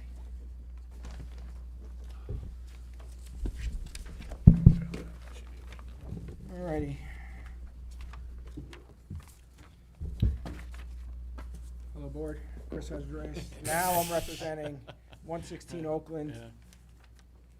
LLC. And currently, the building is a one-story, 5,300 square foot medical building that's been empty for the last so many years. And I'm looking at removing that building entirely and constructing a new three-story, basically apartment building that would have 16 units. And the building fronts Oakland and with a parking lot in front of it. And the back of the building, this property also is directly on Walnut. Walnut Street, as you know, is a very narrow street with the back of Main Street on it, and one corner has a residential house, and it's really not wide enough for parking and access, or not access, through travel. And there's zero retail or anything that's currently on Walnut. So what I'm proposing is, again, building a three-story building. It's going to mostly be fronting on Oakland. That would be the front of my property. But there would be the rear of it that you'd obviously see from Walnut. And I know when I was in front of the board previously, one of the main concerns, and not concerns, one of the things that the board wanted was that when the tenants have easy access to Main Street, which we did make some revisions to the plan so that there is exterior, I'm calling exterior, the rear access on Walnut, that gives them an easy way to basically, I think it's Perry Street, like if they go out the back, they could just walk right up Perry Street and go to Main Street. And the building I'm proposing, I have two, again, I'm in front of the board asking, what do you guys like? What do you want to see? Because I have two proposals, and the first one I'm calling option A. Both proposals have 16 units. It's just the way the building is configured. The property slopes down, as you can see on the top left drawing, from Oakland down to Walnut. And I'm calling that area a lower level. And I received, as I walked in tonight, the assessment on the property, and saying that because of that, it would constitute a fourth floor, and because of what the new building inspector stated when they looked at the plans. The question I have for the board is, that wasn't the case at other properties that you approved, specifically One North.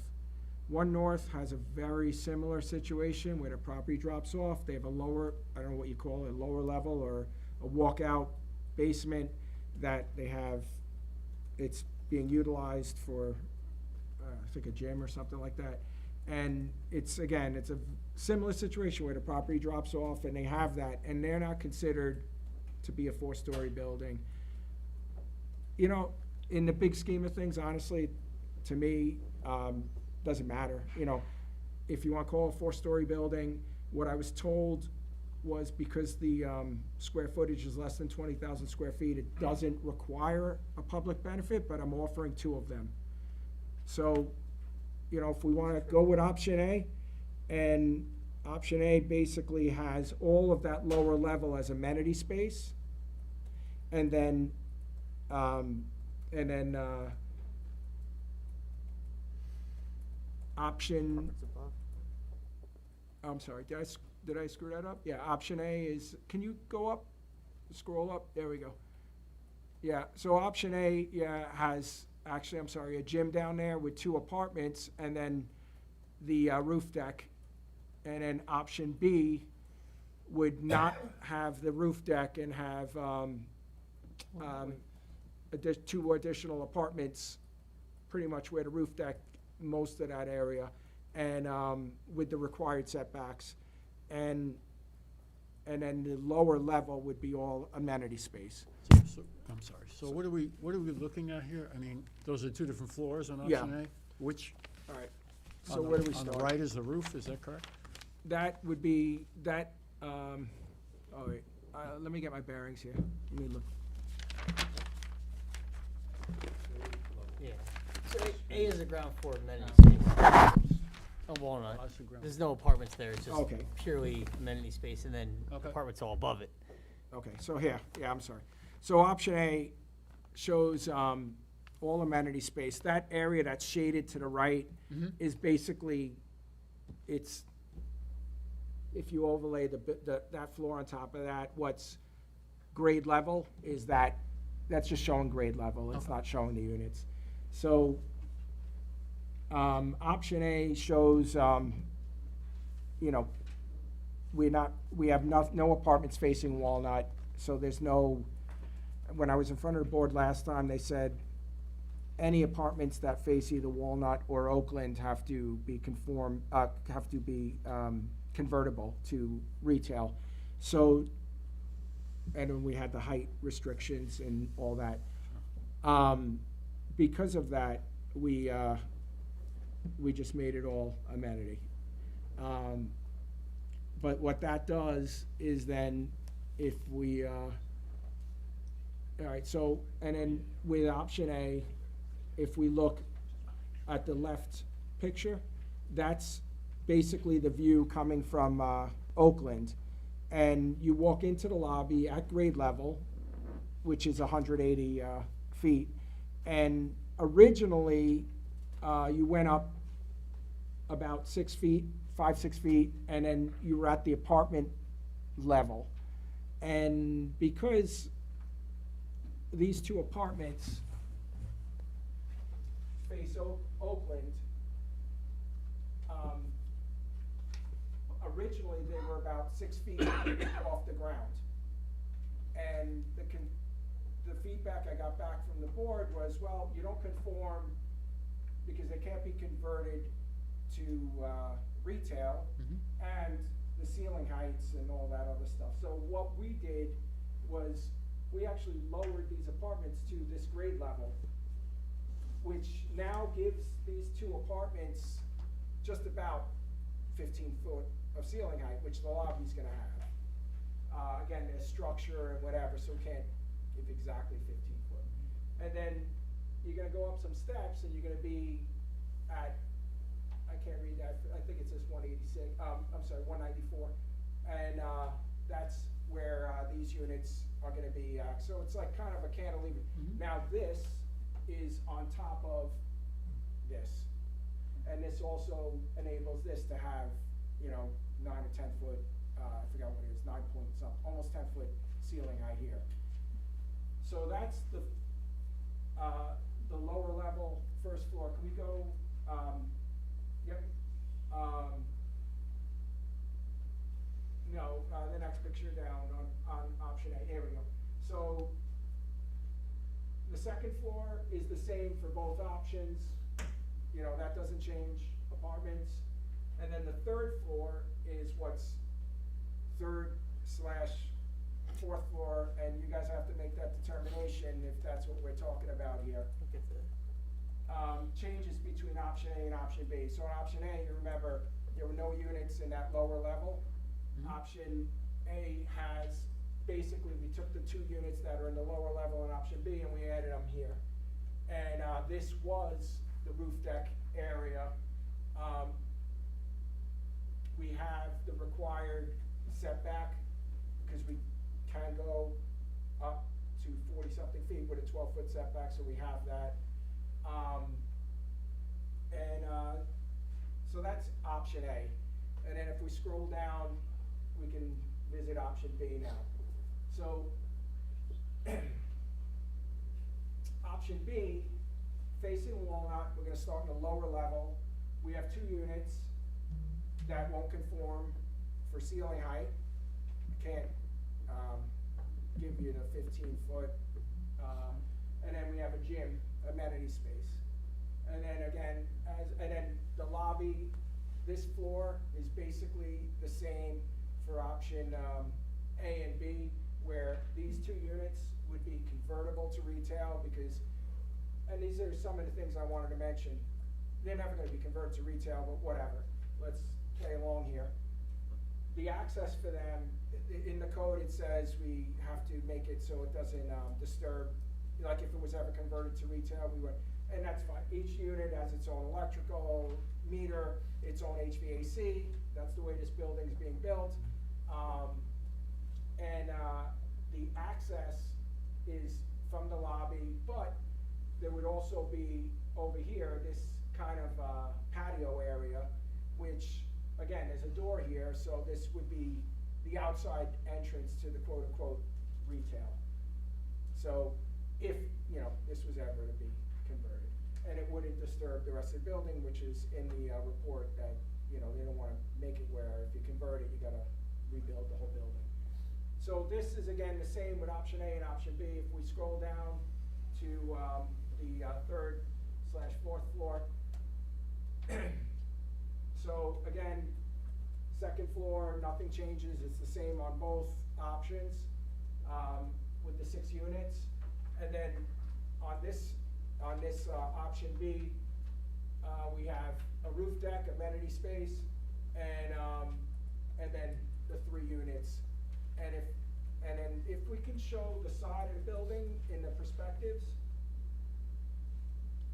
the pretty, there we go. So, yeah, if you give me this, oh, no, this is the front. So from Oakland, it's a 3-story building. In option B, from Walnut, it's a 3-story building if you include this lower level as a story. And, you know, again, we have the roof deck, so, and then, but the way the code reads, it's the average from the low to the high and all that other stuff. Yeah, I'm building a 3-story building. You wanna call it a 4-story building? Do that, it's fine. I'll do, you know, if I have to give a public benefit, or if the Board of Trustees has to say you gotta pay whatever for that extra store, we'll figure it out. So that's the, but this board has approved other buildings that they didn't call. If we show the other picture that doesn't have the roof deck, yeah, you had it. Oh, here we go. So this is, now it's flipped, so this is, there we go. Yeah, thank you. So this is option A, right? And showing the required setback, so, and so if we call this a 4th floor, which, you know, I'm not fighting that, I'm not arguing that, whatever you guys wanna do, but again, I truly believe this is a lower level walkout basement, but, and then, Which elevation is that? Is that south or north, to the left? This one? this elevation would be if you're the north looking south. So this would be, yeah, this would be the north looking south. You're And there's looking at no the windows? south, you're looking at the north facing side of the No building. windows? I'm sorry? No windows? Oh, well, they just weren't drawn. I I mean, see. yeah, he didn't put them in, I'm sorry. Yeah, there, in other pictures, there are windows, but I don't know why.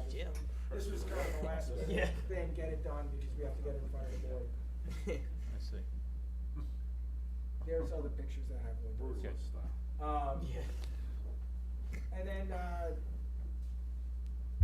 where do you wanna go? You wanna look at the site plan and talk about the amenities that I'm gonna provide, or the, public benefits? Sure. I mean, unless you want me to address the height question that we've been Okay, go talking ahead. about. So we ended up actually referring this to Josephine Costelli, who's our building inspector, because we had kind of concerns about not concerns, it's the way the code reads, as you guys are pretty aware about, the building height is pretty vague. And how it would apply to a building that has two frontages, that also slopes in the middle of it, is kind of questionable, and how it would be measured, and also like what would this be considered a three-story building if, for example, in the option B, it's dropped at the one part, right? You have 3 stories on one side and 3 stories on the other. Technically, there's 2 floors that don't overlap, so it almost could be a 4th story. I know from building code perspective, when they reviewed it, the comment was that because of how far back that bottom floor goes, this is the Walnut, right? It's the lower one on Walnut, because of how far it goes back, and also that it's more than 6 feet in height above the natural grade, and over 50% of the building depth. It's kind of hard to explain it. Or over 50% of the floor itself is above 6 feet above natural grade. It would technically count as a separate story from a building code perspective. So the interpretation from that front was that both proposals would then technically have 4 overall stories, even though, because 2 of them just don't overlap. That was what the recommendation was. But we were cognizant that technically from the planning board's perspective in the zoning code, you might view it differently, because technically the Oakland side is also at the grade, but just on Oakland, and Walnut's also at grade on Walnut.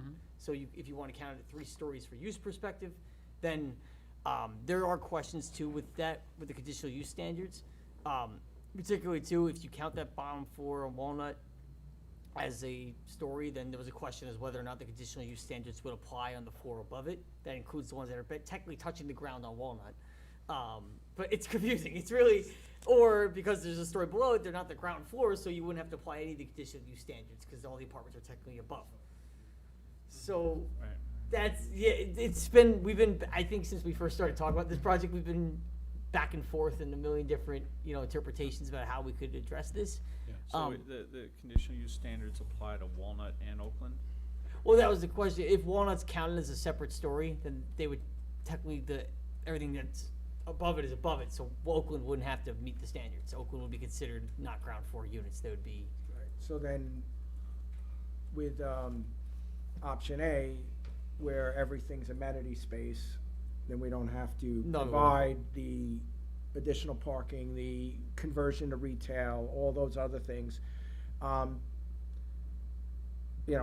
It's, I think option A is a cleaner building. It gives the tenants, much more nicer living space, and also I comply a lot better on parking.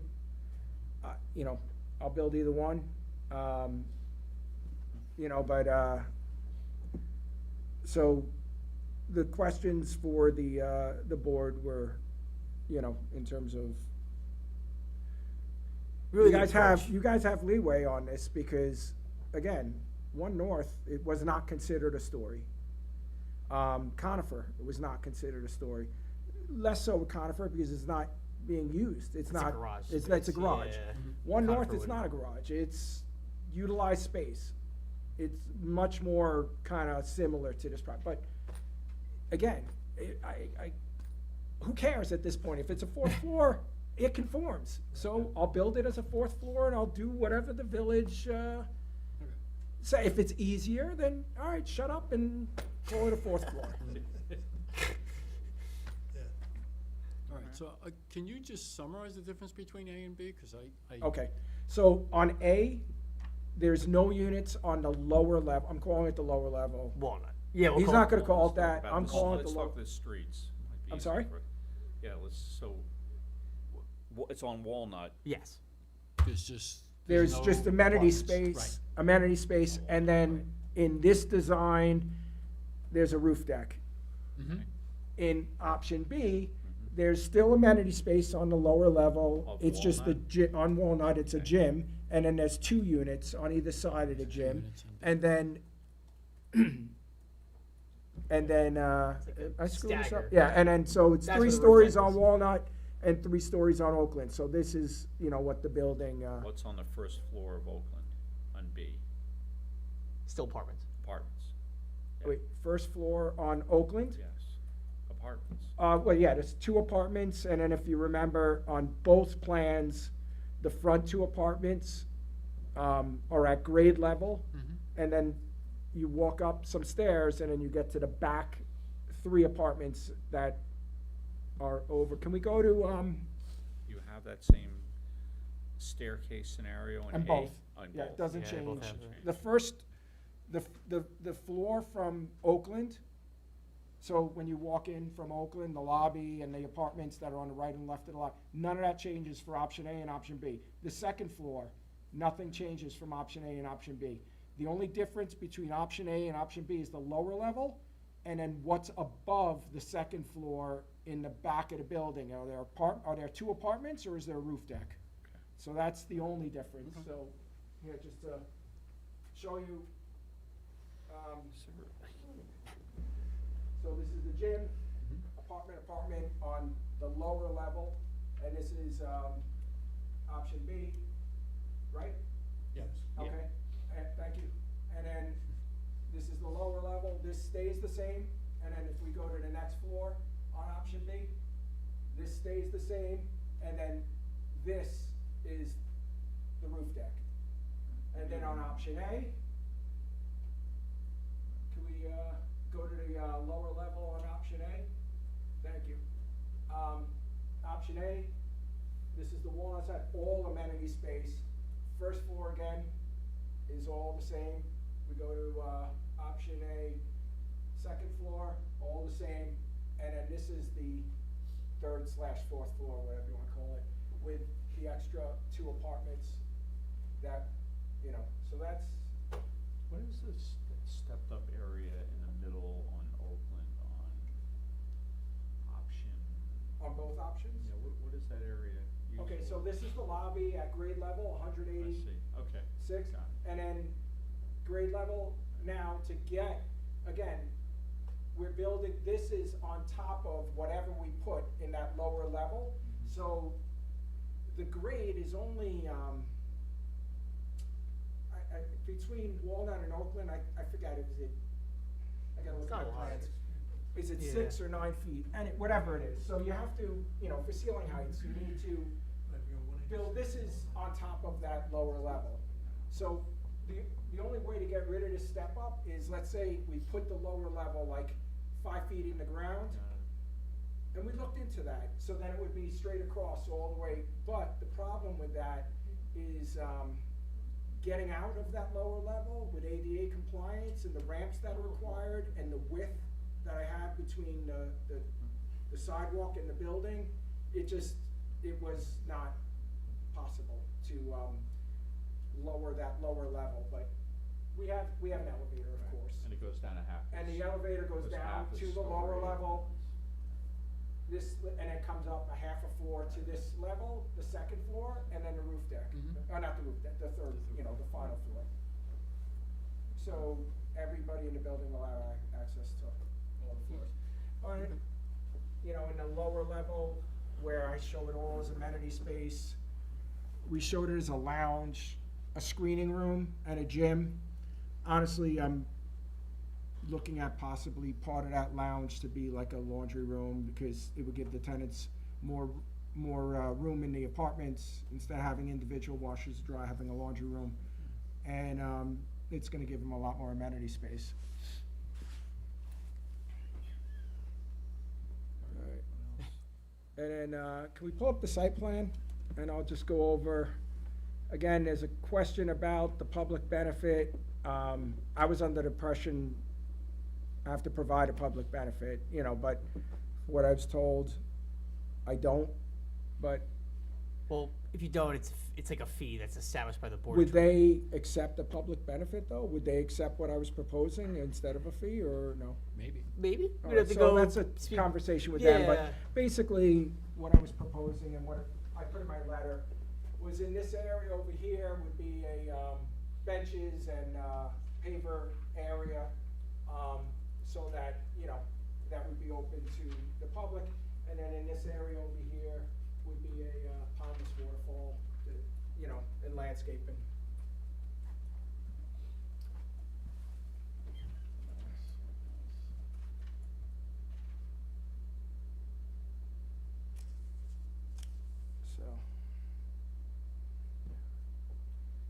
So the, you know, I've been in front of you a couple times with this, and we've gone back and forth. The last time I wasn't able to, my engineer didn't have the environmental review done in time, so you couldn't declare your intent to be lead agency.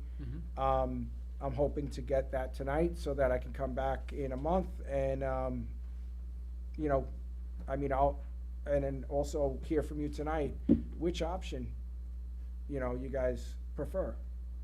And then we'll move forward with that option, and then, at the next hearing, I hope to get my, variances, or not my variances, I hope to get my denial so I can go in front of ZBA to get the variances that I need to move this project forward. I like A. Yeah, I think so too. You like A? It seems, as you said, cleaner. And option A is with all amenity space on the lower level, so we're clear. I'm fine with that. So, There's no requirement, I mean, it's only Main Street that we have the retail, right? I mean, this is doesn't really apply to Yeah. Oakland. No. Yeah, because I this, mean, it's only Main Street, North Country Road. Right, So, okay. and technically this counts as, it's just a multiple dwelling use. Yeah, It's a yeah. little bit separate, but you're allowed to have it on Oakland. You could have Good. without retail. so, but you're making me make those apartments Well, convertible to retail, the ones that face Oakland. well, that was the question, right? Because if Yeah. you count Walnut as I'll Yeah. say lower level or ground floor, then technically everything Oakland up is above it. So I don't know if the board finds that even though Oakland's touching the ground and there's a level below it, if you want to still require the conditional use standards for the Oakland side, or Does A, he doesn't really have that issue, does he? huh? If he does option A, he really doesn't run into that issue. Never mind, he's at 14 something foot ceiling heights. You said for You might need a slight variance, right? You it's said like a very Yeah. small. close It's a to 15, minuscule but Oh, not- yeah, yeah. I mean, variance. look, I want to have ideally, the building I want to build, those 2 units would be what we originally designed, which would be at the level of I'm sorry, Parker, can you go to option A, first floor, thank you. So originally, these units were at this elevation. Mhm. Yeah. I would prefer to build that because, you know, accessing them from the lobby, it's just different. Instead of accessing from this hallway where these buildings, like this apartment was accessed over here, and this one was accessed over here, and we did away with that.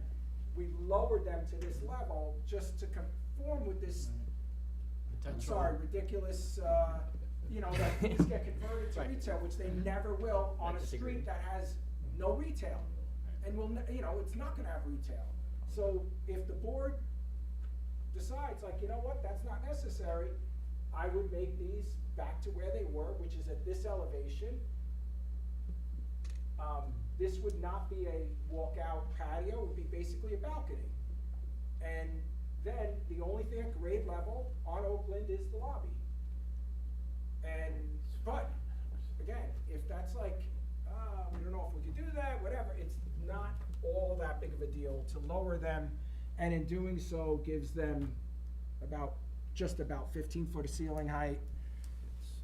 You know. It's not great having the apartment entrances on the lobby. Right. It's not great. I'm not a fan of that, so if you Not- guys are cool with that, then I I'll just don't know go what forward with allowed option to A use.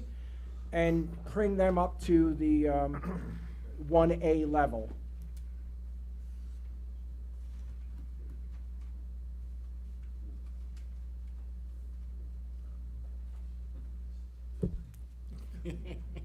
So, He would drop those down, the 2 apartments would come down, but Which- the lobby would stay at same level, which is 6 feet up.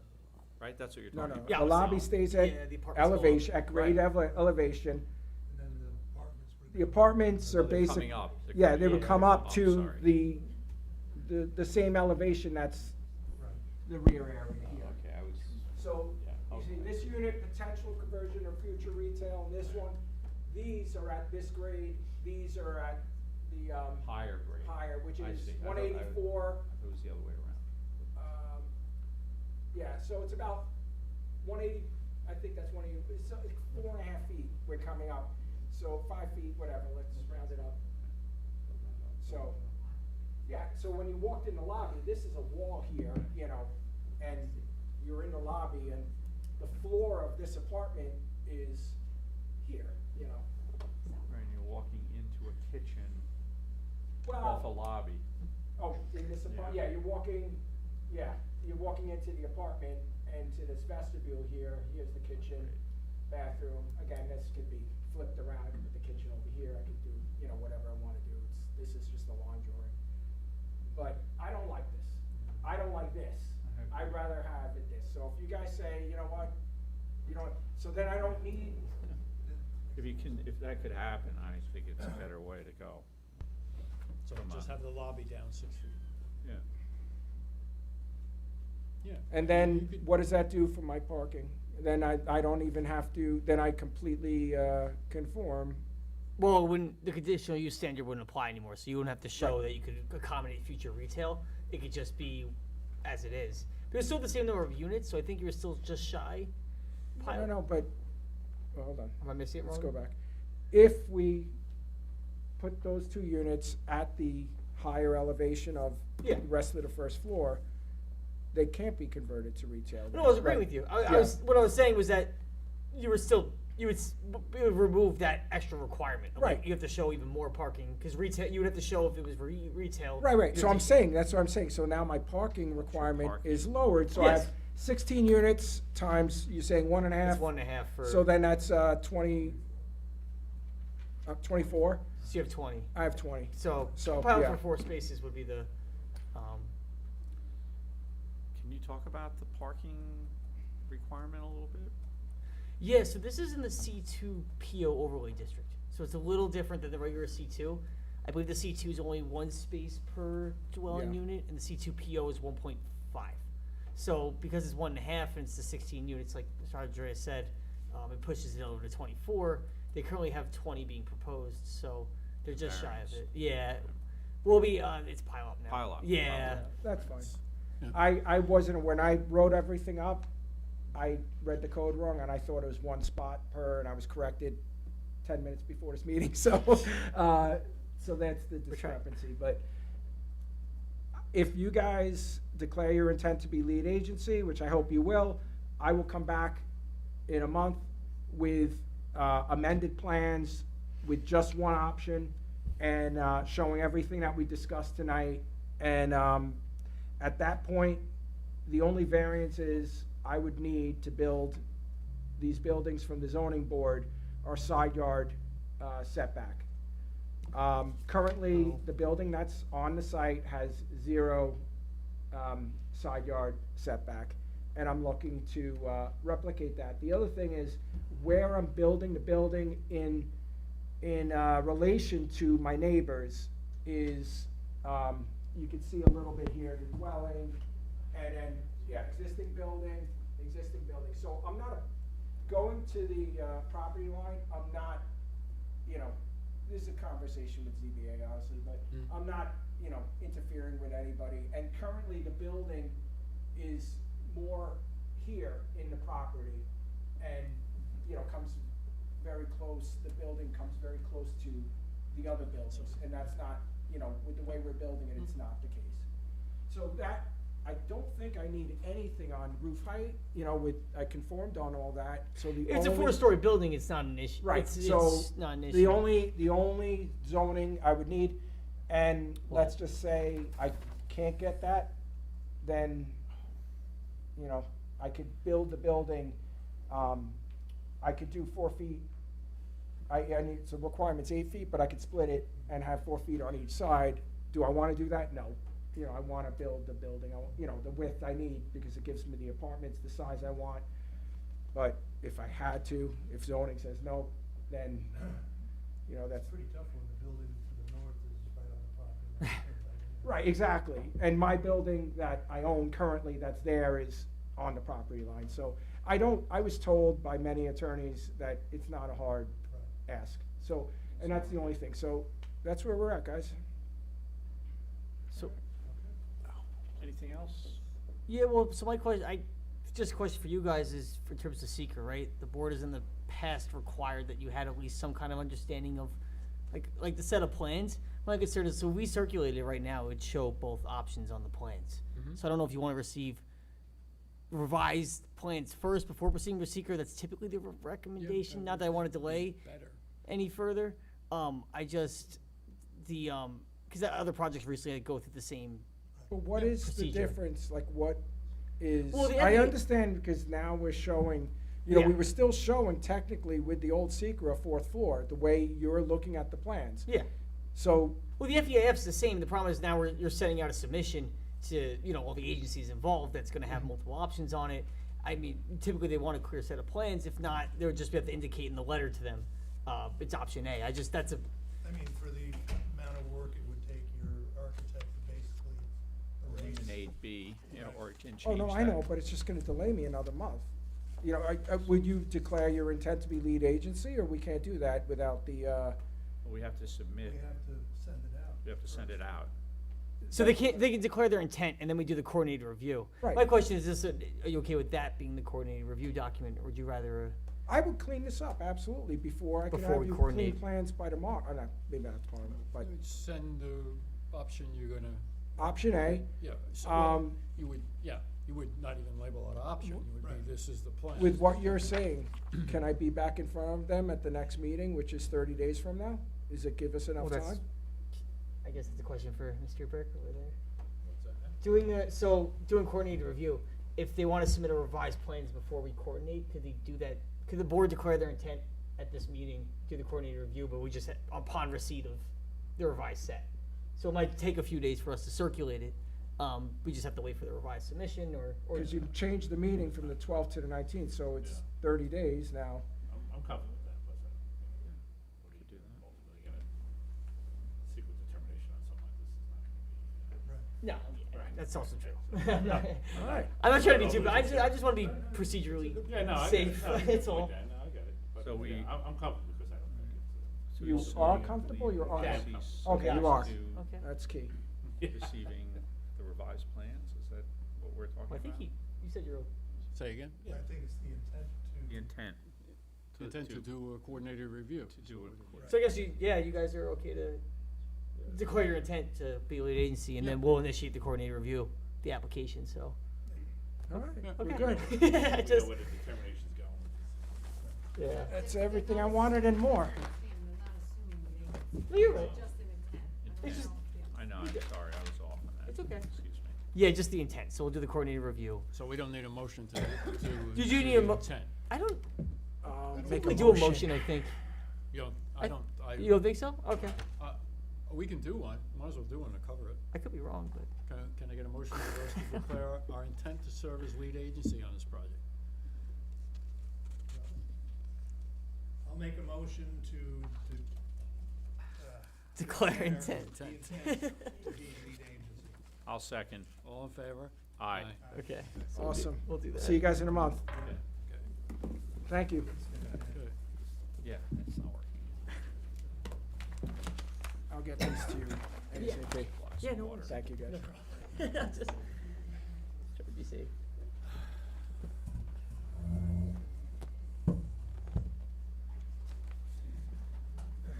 So how do you want to do? Is there a water fountain downstairs? There used to be. Can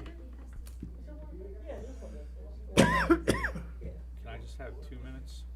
We have a water cooler in there. Why don't you get you a cup of? Yes, please. Yeah, just a glass of water.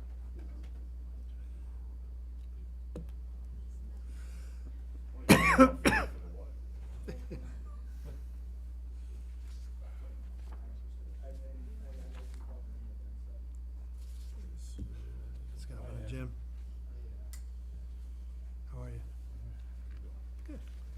Yeah, hanging in.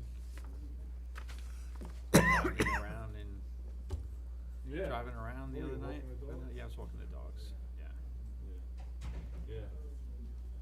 Yes, we finally get outside again. Yeah. A little bit. Don't have to It's walk rough, in the middle of the road. I was walking, it was cold. It had James, big dog, and actually both Brandon and James. I would walk. Get an arm workout, yeah, You know? Had the hood hat. yeah, It's still cold. I mean, yeah. so one thing, not too bad, like, when we come up, like, I'm at the house is shield the wind, and then I get up to Scrag, and also, bam. Yeah. It was like, what, minus 15, minus 20 with the wind, both of those days. Yeah, Tough, man. That was real cold. it's been a while since we've seen that. I mean, You were in Florida, I heard? yeah, for a week. How did I hear that? Somebody told me. I don't Somebody know. told me. I know, I guess it was because you missed the meeting. Where'd you go? Tampa to see Eddie Oh, Miller. nice. Went down visiting him. Oh, Yeah. really?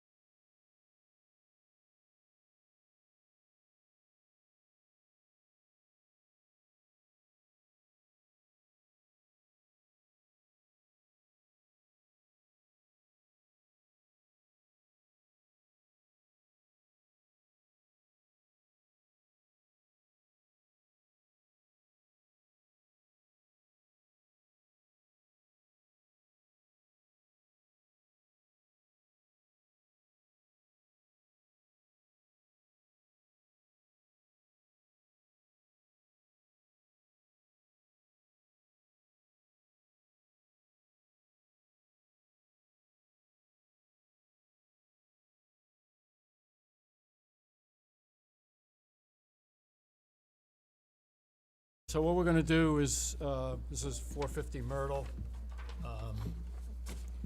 AKA Harbor Cove.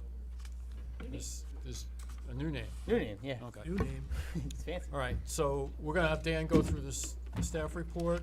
I'm gonna talk, the board's gonna talk about it, and then we're gonna bring up the applicant's representatives. So we'll do this first. So why don't you go start with the comments on the staff report? Yeah, so, yeah, right, we're bringing this forward just to give you some brief updates. You guys might remember, obviously, very well aware of this project. The last time this was actually in front of the planning board was back in September, where it was referred to you as part of the Board of Trustees consideration of the Right. change of zone application. Obviously, a lot has happened since that point. The first, obviously, being in November of this year, last year, the Board of Trustees approving the change of zone for the application, for the property at least. That change of zone had some conditions on it that are kind of spelled out in the staff report. Primarily being at least pertinent to the board's discussion tonight has to do with the maintenance of buffers along Belterra Road and Myrtle Avenue. There's 55-foot buffers that are mostly presently there. They're not really proposed to be impacted, but it's a requirement of the Board of Trustees. The other one has to do with the proposed unit count. When you guys last saw it, it was at 79 units. It's since been reduced slightly to 77. That was part of the, and it was conditioned as part of the change of zone. And there's also been slight changes to the actual building layout, which will,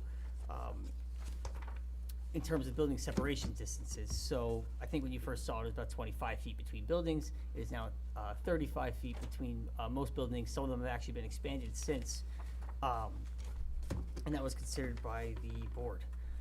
So going from there, right, this was supposed to be reviewed back in January of this year for the planning board, almost kind of like as a preliminary introduction.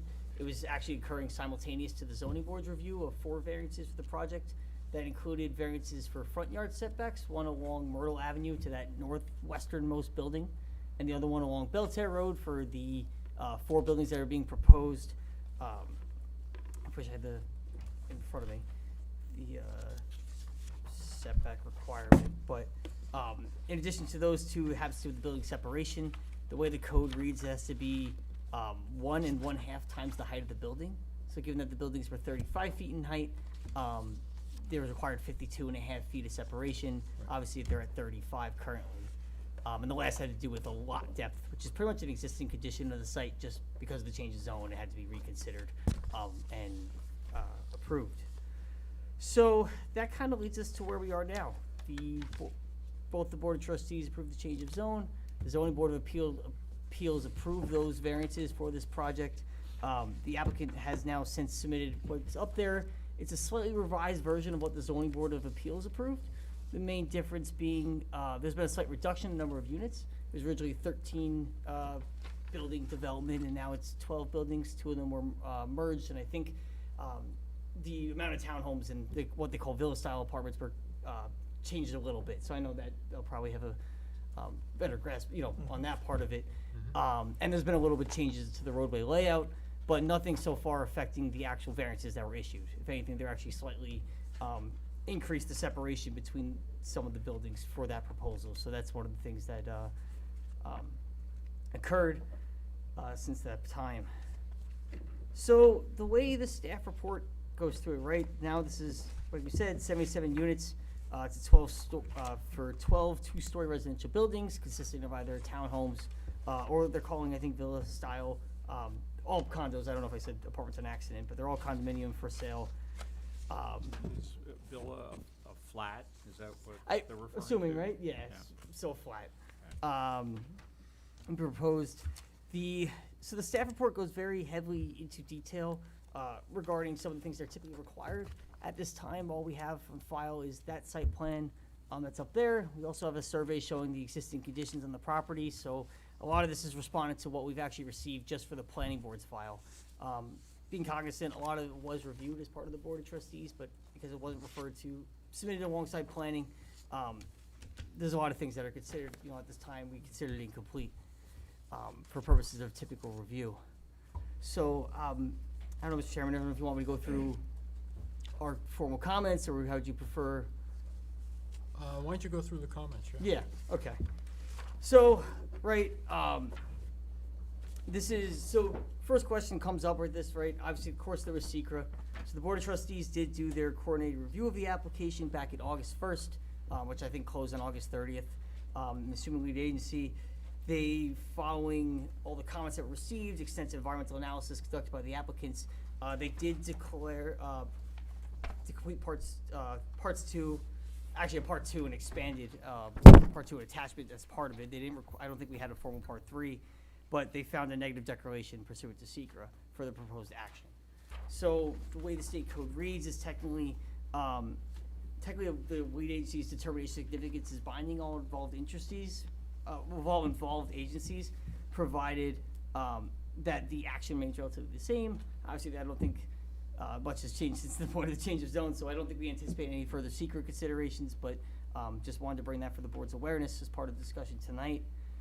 The proposal itself, right, it's a condominium development now it's located in the RM, moderate density residence zoning district.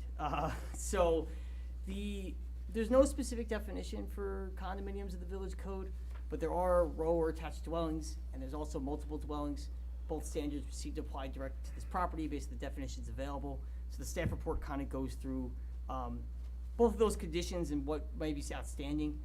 We found it so far to meet all the row or attached dwelling unit standards, which mostly has to do with the amount of units in the building, and I think a few other considerations that overlap with multiple dwellings. Multiple dwellings, we had a few areas where clarification was required, or at least discussion. The first of which being the proposed development and layout of the site, right?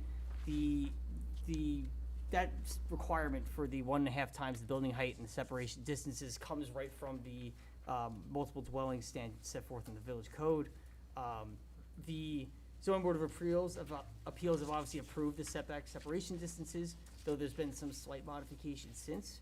So I think The alt modification was to increase one of them? it did increase one of them. That's that southwestern corner. So the two, I don't know if we can show that. I don't know if we have the November plan on file, Parker. You maybe can show the differences between the two.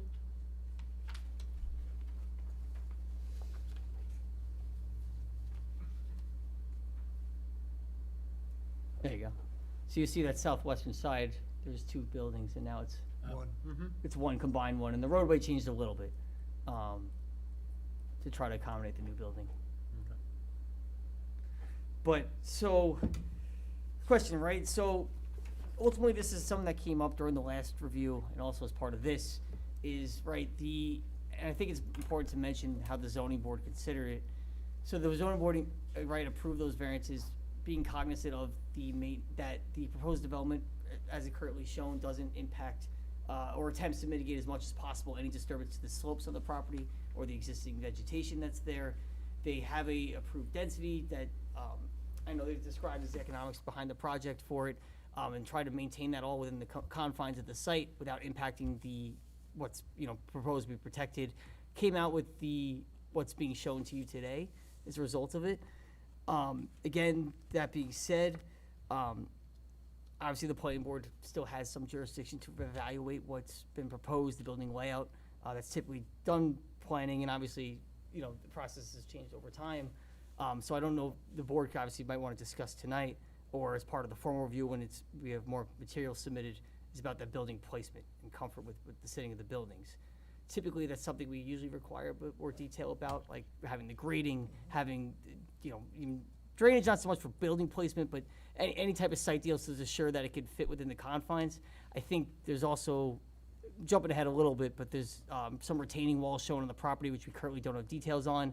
Again, just showing that it supports the development. That's typically what staff would recommend be submitted to confer on that state sentiment, but I still want to propose that option, of course, as part of this. Now, next goes on to parking. Again, I know there's a lot here. I'll try to keep it a little bit more brief, but parking is kind of interesting in this. The way it works is that, based on the village code, parking for multiple attached dwellings technically has to be met in accordance with the R8 district for, which requires a minimum of 2 off-street parking spaces per dwelling unit. So that's typically for a single-family home. So given that there's a 77-unit development here, that's about 154 spaces technically required. It's changed a little bit since the last time you saw it. I think last time it was about 241 spaces were being provided, which includes a mix of garage spaces, driveway spaces, and includes there's a couple guest parking areas. It's been reduced slightly to about 239, but still it's substantially over what would be required by the village code. The one minor clarification we asked for, and it might be on, I don't know if it was never added to this plan, but the code does require that 2 spaces be dedicated for those units. So just showing on the plan or adding a footnote to the plan indicating that the garage spaces are dedicated to these units, the driveway spaces are dedicated to these units, just to verify each unit has the appropriate number of spaces. Okay. It's a minor thing. I mean, the board might disagree with that, but it's something that we just put in there as part of the record. Mm-hmm. There was a comment too about the parking of motor vehicles within 15 feet of certain residential buildings, and it's a confusing code section. It's based on like the windowsill, and it's kind of it's hard to explain. I know it's in the staff report. It's 50 feet with any wall or portion thereof of a 4 or more family dwelling, which wall contains legal windows other than a legal bathroom or kitchen, and it keeps going, and it's pretty convoluted. I don't think we've submitted detailed. I don't think we've had a detailed record, at least for the planning board stage. But I know the building inspector has looked at this, and she found it to comply with it. Didn't have any major issues based on the elevations that were submitted. But again, that's just documentation that's we typically would be requested just to verify the conditional use standards for this. Sorry, they're actually use standards. It's not a conditional use. And the last thing has to do with the swimming pool. So they're proposing a swimming pool. There's standards that say it must be just the village code requirements. We just don't have a lot of documentation on it right now. So verifying that's all submitted at some point as part of the record would be important for us. Going from there, and again, I'm sorry, it's a long report. No, Technically, this is also a major subdivision. Sorry, I should start back. It's a condominium development. Mm-hmm. So because they're for sale condominiums, right, units, technically there's some subdivision of the property involved, so you can have the ownership of those units. The village code technically sets it, it's 220, chapter 227, sets it that the planning board has to be one to technically formally classify this project at a formal meeting. So whether it's a major subdivision or a minor subdivision, I think everything here, it's the difference being 4 units, more or less than 4 units. I think obviously given that there's a 77-unit condominium development, it would be a major subdivision, but technically it has to be declared at a meeting. Okay. But if that, the board agrees, there's a whole list of major subdivision requirements in chapter 20, but it's section 9, that would have to be complied with. So documentation verifying compliance with all the subdivision code, with some that have to be submitted alongside the site development plan application. Yeah. So zoning compliance, I know we talked basically a bunch about it, right? The board of trustees, sorry, not the board of trustees, the zoning board, basically approved all the variances associated with it. The only concern, was clarifying whether or not this remains consistent with the zoning board's approval, which again primarily does, besides that minor change, which actually seemed to kind of improve it a bit, with the separation distances. The only note that is if there is any changes that happen to reduce either the proximity of the buildings to each other or any way affect the variances that, without I would say improving them, would have to be required to be reviewed by the zoning board going forward. Okay, next one might be your section, site access and traffic. I know obviously there's been extensive discussions. We met with VHB's team regarding the traffic considerations, and the access points, right? They're using the existing curb cut that's currently formerly served Mary Haven's use. It's now gonna be served to this, but it's also gonna be expanded. So you have the 126-foot wide entrance going in, and you have a 13-foot wide going outbound lane.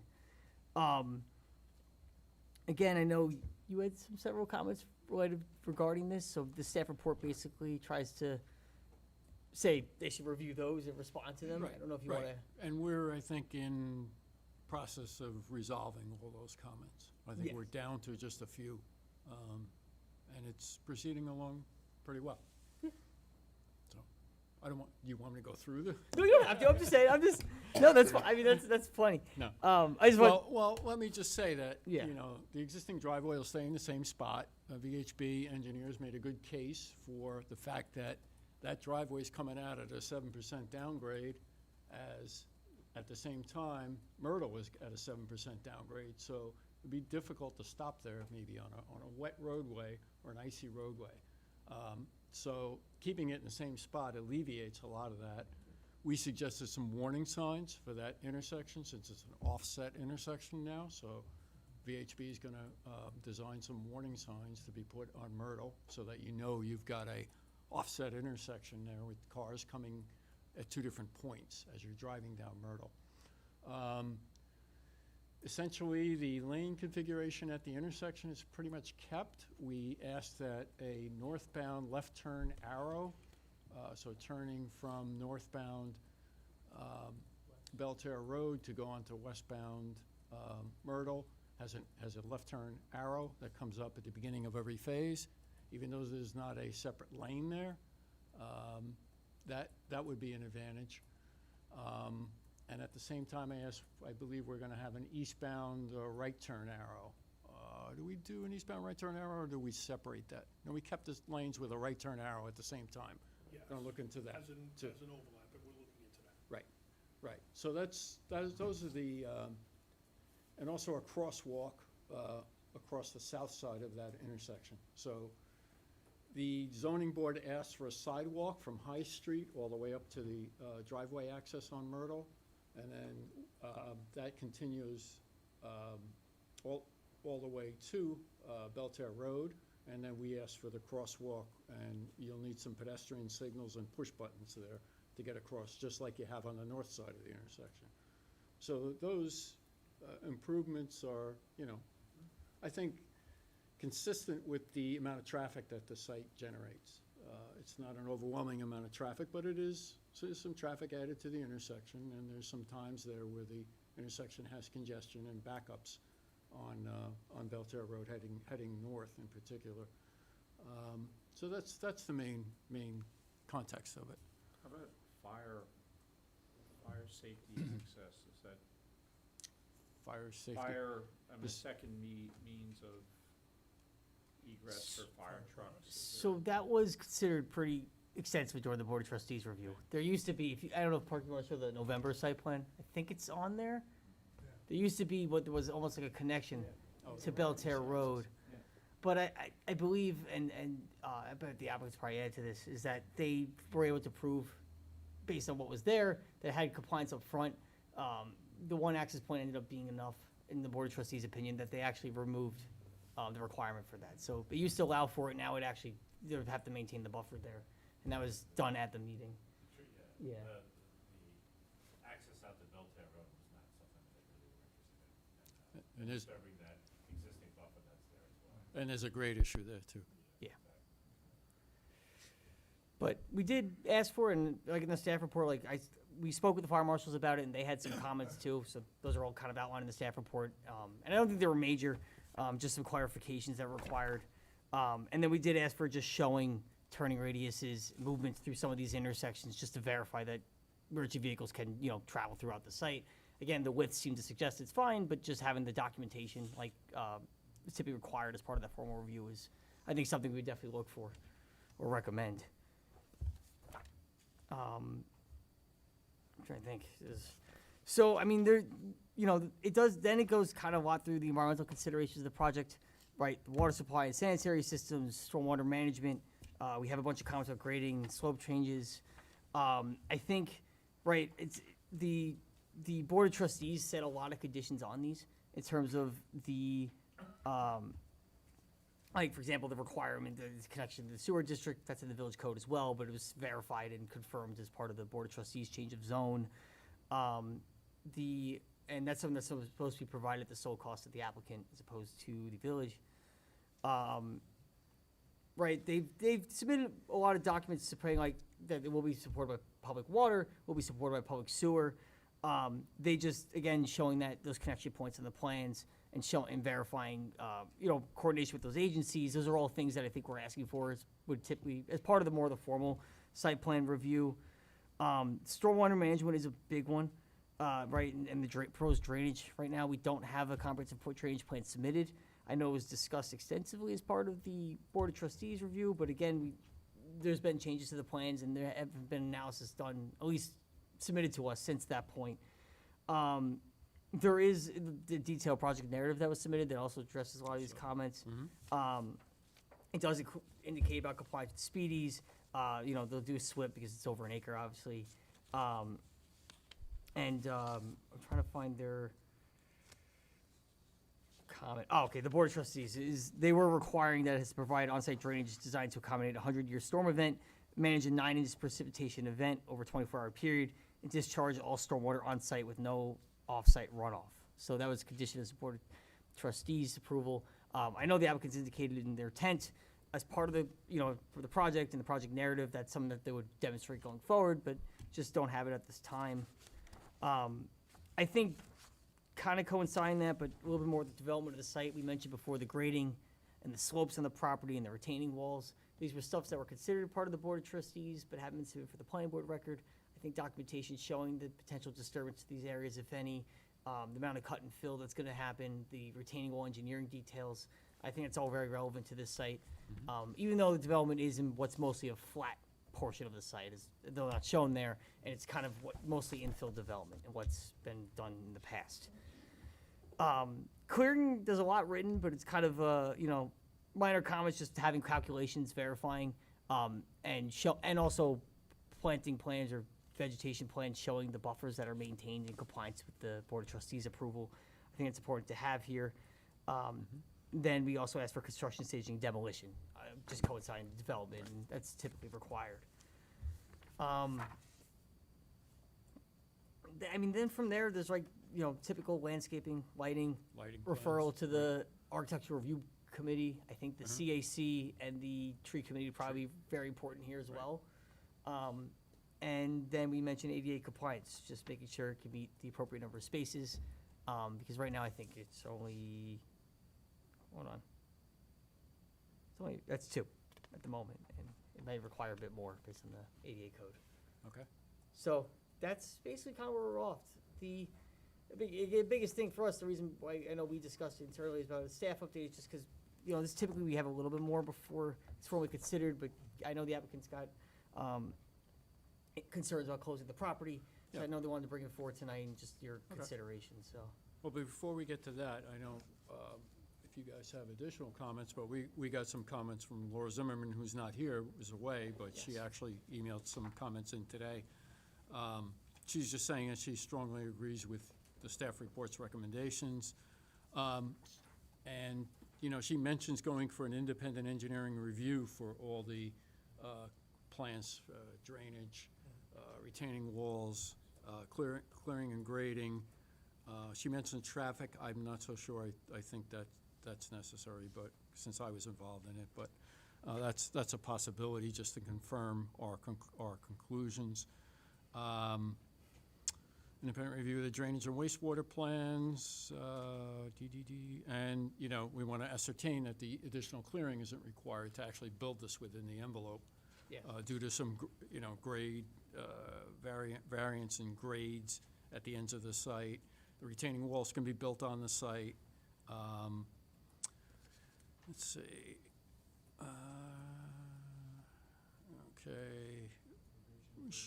She did have a comment about keeping asbestos contained during demolition and following NESHAP standards. Yeah, that one I was gonna address too, because so that was actually, it was included in the Board of Trustees review. They had expanded the AF, Part 1, and they also submitted a lot of documentation showing their abatement, what was the current levels in the building. Like, they did that pretty thoroughly. Again, I think we should request it, you guys should request that as part of this review. But I know it was considered, because it says it wasn't mentioned during SECR, it was included as part of the findings for the Board of Trustees, so. Okay. So in the major subdivision requirements, proper provision for recreational areas, including parks and playgrounds, needs to be considered. Is that off-site park fee? That would be Parkland, if they don't Parkland provide fee. it. They do have open spaces shown that are supposed to be for recreation. I think it's over 18,000 square feet of spaces, and they're kind of shown throughout the plan. The biggest one being where the clubhouse is proposed, there's a pool area, there's a big space around there, and there's some minor ones in between the buildings, so, like with walkways and, Okay, her last comment was about snow removal. Just showing where you can put the snow, when you get a lot of snow on the site, and until it melts. Just for emergency access, adequate emergency access and parking and drainage while the snow is piled up. Do you guys have any additional comments? Okay, so, yeah, we need some more plans to review. So, I guess at this point, if you want to come up, we can talk about things that you want to talk about.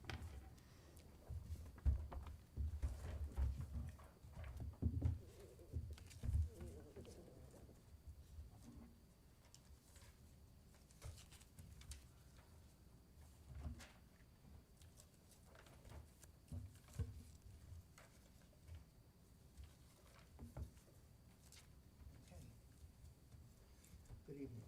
Good evening. Sorry it's so late. Richard Rosenberg, representing the developer. I've appeared before this board in September, the Board of Trustees numerous times, the ZBA numerous times. I've worked with, we work very closely with village attorney, the planning board attorney, and the ZBA attorney, as well as staff, and a former planning director, and the present planning director. This is a unique situation, and I just want to give basic background. I have 7 people here with me to answer any questions.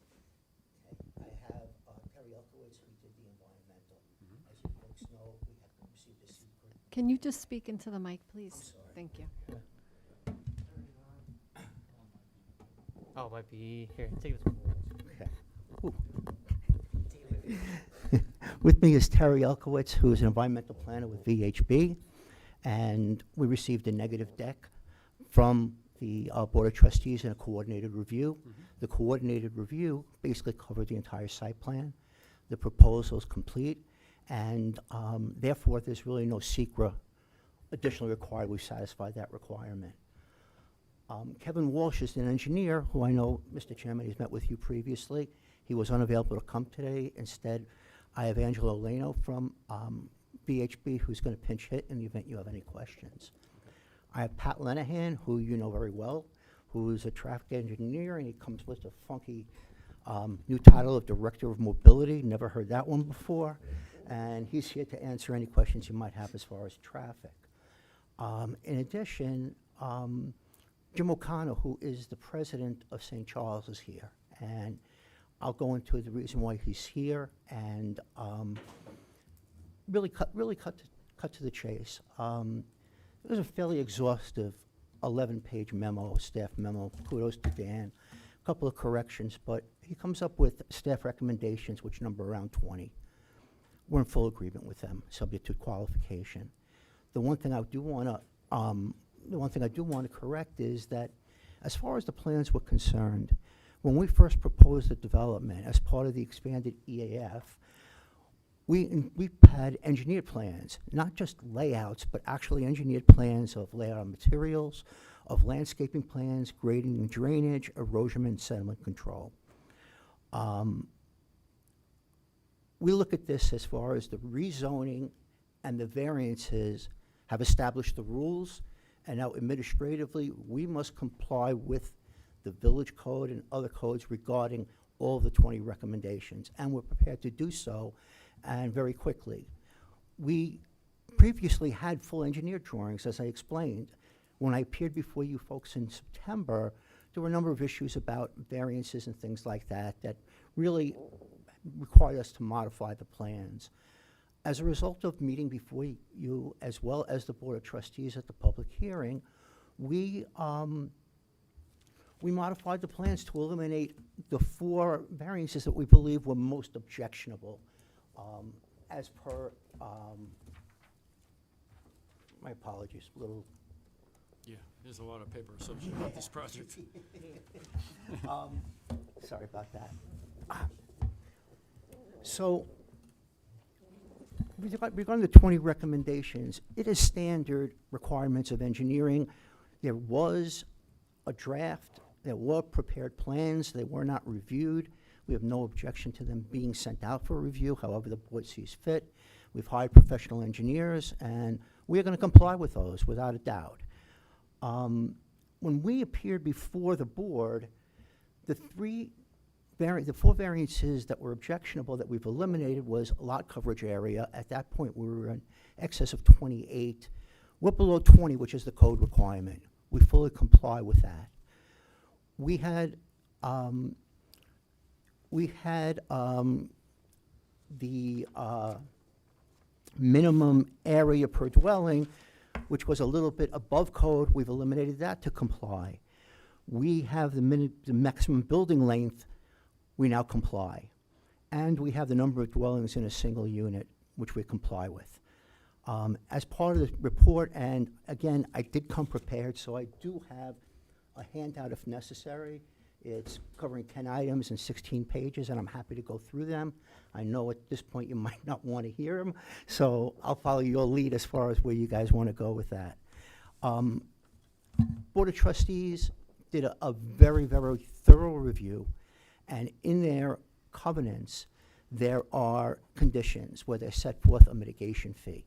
They've set forth the open space fee. So per unit, we're going to be paying $4,500 to the village, which totals over $300,000. In addition, they were concerned about certain things. Mr. Chairman, respectfully, it was the Board of Trustees who wanted the sidewalks, and it was a condition, and it's set forth in the covenants. In addition, there were certain traffic improvements that we've gone over briefly. That's in the covenants. As far as the drainage, as Dan indicated, the requirements to meet the 100-year storm, Board of Trustees was concerned about it. We know you guys were concerned about it. It's going to fully comply. Again, I don't mean to diminish it, but it is administrative. It's really, as far as we're concerned, it's not discretionary. I'm going to either meet the code or not, and I'm going to meet the code. It's what we do. Before I go into the corrections, once again, I just want to reiterate, there were 20 staff recommendations. We're on board with all of them. And to a certain extent, a lot of them we've done already, but my attitude is I don't need to, in one case, there were distances between the buildings and what have you. I satisfied that, but it's in a condition, so I have no problem with that. And I can say, suffice to say that we've reviewed this, and I only have 4 comments on there. Why am I here today? We were in contract with Catholic Health for over 3 years. We got up to a well-documented bad start. Lost a lot of time.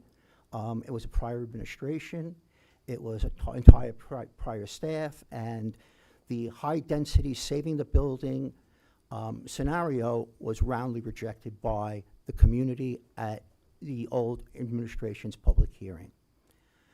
So what we then did was, with the then planning director and council, we came up with a substantial look to the offering, to the site plan that's before you, and we met with the public, and we met with the civic association, the adjacent civic association, got their comments, we spoke to the town, the village, and we spoke to whoever wanted to speak to us. Ultimately, when we got to the public hearing in November, there were about 100 responses written.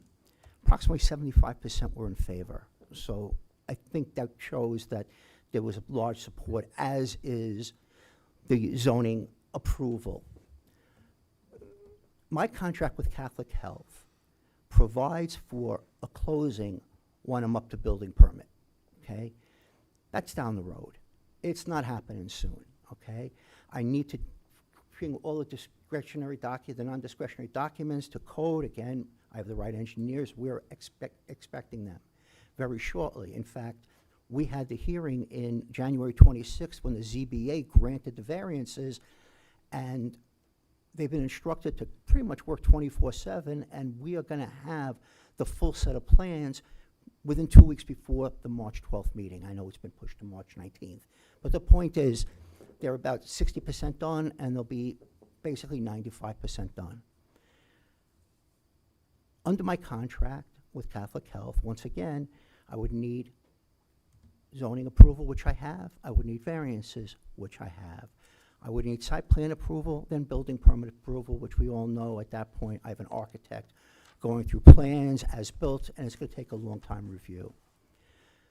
The reason Mr. O'Connor is here, and he's been at every meeting before the village, as far as zoning board trustees and the ZBA, is that there are financial considerations in the contract, and he is under intense pressure, and I'll leave it to him to go into in depth, but he needs to go to the closing table as soon as possible. We have been dealing with Catholic Health for the better part of 3 years. They stuck with us to give us additional time when we changed the concept, and we want to help them. For me to close, I need bank financing. For bank financing, I've already presented to my bank the SECRA, the conditions of approval, the proposed covenants for the ZBA, for the Board of Trustees, as well as the ZBA approval. With due respect to Dan, they asked for the latest updated planning board staff report because they had the prior, and I told them a lot of things have been resolved. We've worked very hard with a number of people, including traffic, including site plan, including the attorney, Jim Burke. And at this point, when I went to the lender and I said, what do I need to close? They said, well, you don't need building permits, you need site plan approval. I said, well, I'm not gonna have site plan approval. It needs to get fed to the agencies. It needs to be reviewed. I hired the right attorneys. We're gonna check off the list. It just takes time. So I said, what can I do? What is the minimum requirements that you have to get me to the closing table? And they basically said 3 things. They said, I want to confirm your yield because that's what they're financing on. My yield, I'll go into in depth, but my yield has been set by the Board of Trustees at 77 units. Not up to 77 units, 77 units.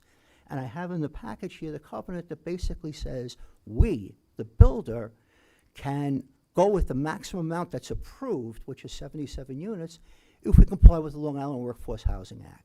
The point being, 77 units are approved. It's not up to. That's my density. When I read Dan's report, the language isn't exactly clear, so they're coming back to me and say, Rich, you said it's 77 units. We had the ZBA. What about site plan? I said, fine. I spoke to the attorney for the planning board, and I said, can we get something indicating that the yield is 77 units? What else does the bank want? The bank wants, number 2, in addition to the yield, they want to know the product mix. I have 25 townhouses. 23 townhouses and 27 flats. Sir, flats are 1/1, okay? And I showed that prior at the initial application. Third thing I went to, they said, you need site plan approval. I said, I'm not gonna have it. Well, can you get something indicating that it conceptually approved what you showed us looks okay, subject to compliance with the planning board recommendations here and the village code, which is, as far as I'm concerned, a no-brainer, because if I don't satisfy them, I'm not gonna get the site plan approval, and we're in business to go ahead, okay? So I could bring up Mr. O'Connor if you wish and explain the situation, but what I'm looking for is two things tonight. The first is satisfying those three conditions from the planning board. And when I spoke to the lender, I said, I'm going to a work session. They then have a hearing in March. I will be prepared for the hearing, but they wouldn't have time to review everything. What would suffice, and they basically said, at this point, if I get that letter and I can confirm, again, my yield and the general, subject to the proviso that I have to satisfy the code and Dan's 20 requirements, they're fine with that. They will close with that. Why would Beechwood close? Okay, I'm general counsel. I don't have to close. By closing, let's assume site plan, if I do a great job and everything happens, I would satisfy all conditions of a site plan in 6-7 months. We've developed a very close relationship with Catholic Health. Prior to Dan, the former planning director gave us a schedule of when the approvals would be issued, his best estimate. We gave that to Catholic Health. We didn't make it. We didn't come close. The pressure on them is insurmountable. Therefore, my client has agreed, Michael Dubb has agreed, I'll pay interest on the acquisition loan as long as I know I'm gonna get the site plan approval, okay? Which is a big accommodation, but the relationship with Mr. O'Connor, as well as his staff, Christine Flaherty, and a number of other people, has been, we're pretty much on a weekly conference call because we blew away the original schedule given by the former planning director, and they're getting pressure. So that's why I'm here regarding that. That's what I'm asking. The other part that I'm asking is that we paid for, and the engineers prepared, fully engineered drawings for the initial submission. I understand they haven't been reviewed, but they were prepared, and that's a substantial cost. The reason we did that was to identify that we could do the drainage, that we could do the clearing, that we could do everything else that Dan has requested. So now, we will have a fully submitted application within, I would venture to say, I gave the deadline of February 27th. They don't know that I have another week, but they're gonna satisfy it. But it hasn't been reviewed, and I understand that. So the question is, because of changes and because there's a domino effect of a change from the public that then has to go in, and Mr. Anderson, you know this better than anybody, a change happens and it's not the right one for health department, you're going back and back and back. What I would like to do, if possible, is have a hearing on my site plan, get the public input. So I know what the public input is. I know administratively what I need to do. I'm not asking you to close the hearing. I just want to get those results so I only have to do it once, because time, we're making it a big accommodation to Catholic Health, and I need to cut down the 4 or 5 applications that you go to Health Department, certainly not DPW. So trying to go through that. And the hearing, as I said, I would bring up the same way September 18th as all the documentation here. Now, there's a lot involved. There's sidewalk with the sidewalk committee. There's architectural, and I'm happy to show you updated elevations. We have to go to various these boards, and that is gonna change things, but it's not gonna change the major part of the site plan, which is drainage, parking, clearing limits, landscaping, everything else that's set forth in here. So I have 2 requests, which I know I mentioned. Just to just to clear up a couple of things, as I indicated, we went through this and we looked at this at 11 pages substantially and said, okay, what do I need clarification on? Where am I a little iffy? The first part was the side access. Mr. Chairman, you had a memo. The memo says it's acceptable subject to signs. I think that's been resolved. I just wanted to point that out. That was one issue in the staff report. You talk about the driveway. The driveway, yes. Mhm. Okay, now, we do know that there are going to be some off-site improvements. We've covenanted for them in the covenants of the approval, and that's still under discussion. As you're aware of, we would have been having a definite determination where we could sit down with you, and not me, but the engineers, to go over, but they were trying to get access to the mechanical, what have you. And- Traffic signal control. Right, and they haven't been able to do so. So, Dan, I'm going to ask a favor, if you could please find out how we could get there. That would be most appreciated. The other clarification, as I said, was 77 units. It's not maximum 77 units. It's 77 units set by the legislative body, okay? The third is, Dan went over the separation of distances. I'm happy to go over with you. We did present this matter before the ZBA, and we started at 20 feet between, and this wasn't acceptable to the board. We understood. We went back to see what's there, and we had our engineers do an analysis of every multifamily development within the village. And it's part of the ZBA record, and I have it here, but the bottom line is, there were 13 developments that they identified. None of them had 52.5 feet. In fact, 12 out of the 13 had below 35 or 36 feet. The point being is that the variance that we requested, number one, was granted, and number two, the variance that we requested was indeed not only approved, but we had showed that, and we had pictures of all of that. It's part of the GBA record. We do have the decision as part of Dan's presentation. If you would like, I can go over it right now with you. Again, I came prepared. I have 10 items, 16 pages. I could be here all night answering questions if you'd like, and we're prepared to do so. The third qualification that we wanted to make was about the emergency access, which was a good question. We proposed emergency access and presented to the Board of Trustees as, we can do it, we're going to take down trees. There's topographical concerns, we're closest to the nearest neighbor, but if you want it, you got it. And the Board of Trustees, as part of our discussions on a global agreement on everything, said, we don't need the emergency access. Now, attached to the zoning report, attached to the planning board report, is the proposed covenants that were the condition of approval, and covenants are pending right now. I did the hearing. I was at the hearing. The village attorney, to make sure there was no misunderstanding, read into the record the approval of the hearing. A prior draft spoke about emergency access being carved out along Belterre Road. It was not in part of the approval. The village attorney has confirmed it to me. I said, how do we correct it? He goes, we'll correct it, let's get the covenants, and we'll do it at that point. So my point is that as far as that emergency access, not only was it taken out by the planning board, they basically carved it so there's no carve-out for my side separation that the zoning board has approved.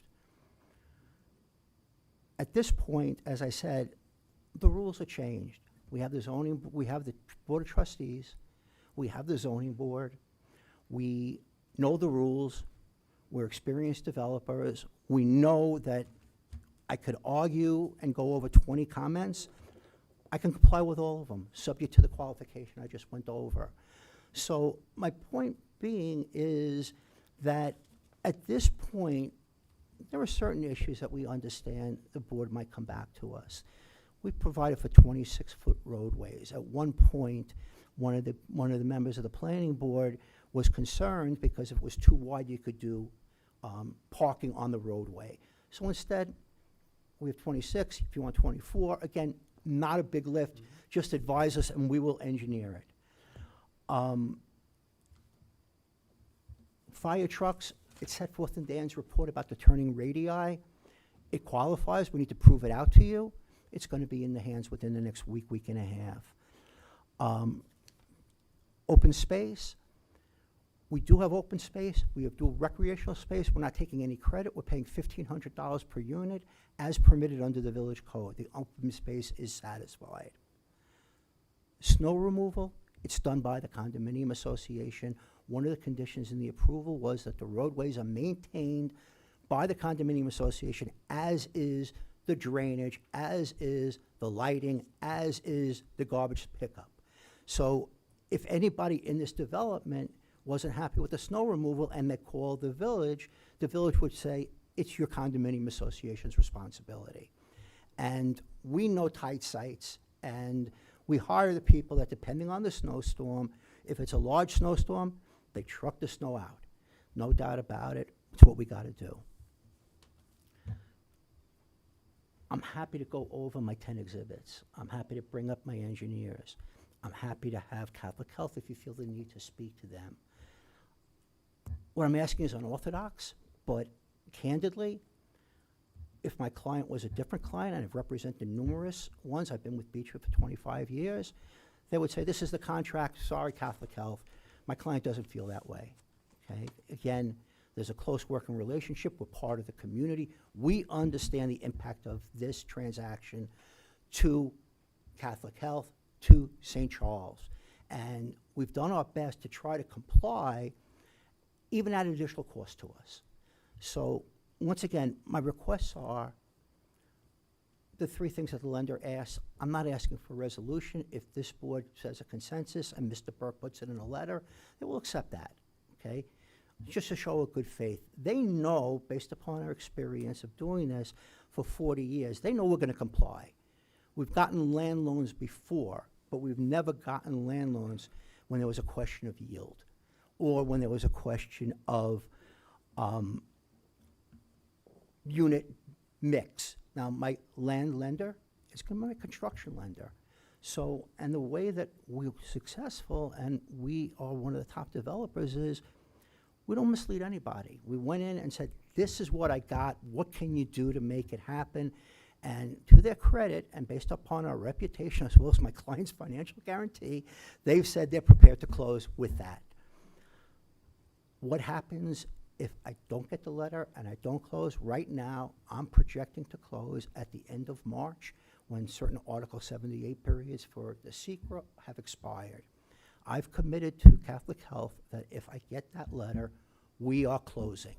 No doubt about it, we are closing. If I don't get the letter, I don't know. I have a contract.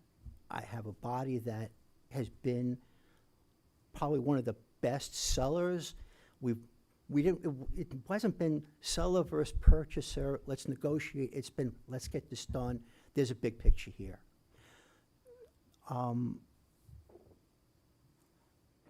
Just to repeat, I have to comply with Dan's 20, subject to qualification, no problem. I have to qualify with the village code requirements, DPW, health department, no problem. It's what we do. And I don't mean to dismiss it, but it's really non-discretionary because I either satisfy it or I don't. It's as simple as that. And with all due respect to this board that's very experienced, you know it as well as we do. I appreciate you putting us on the agenda. I appreciate, Mr. Chairman, you meeting with our traffic engineer.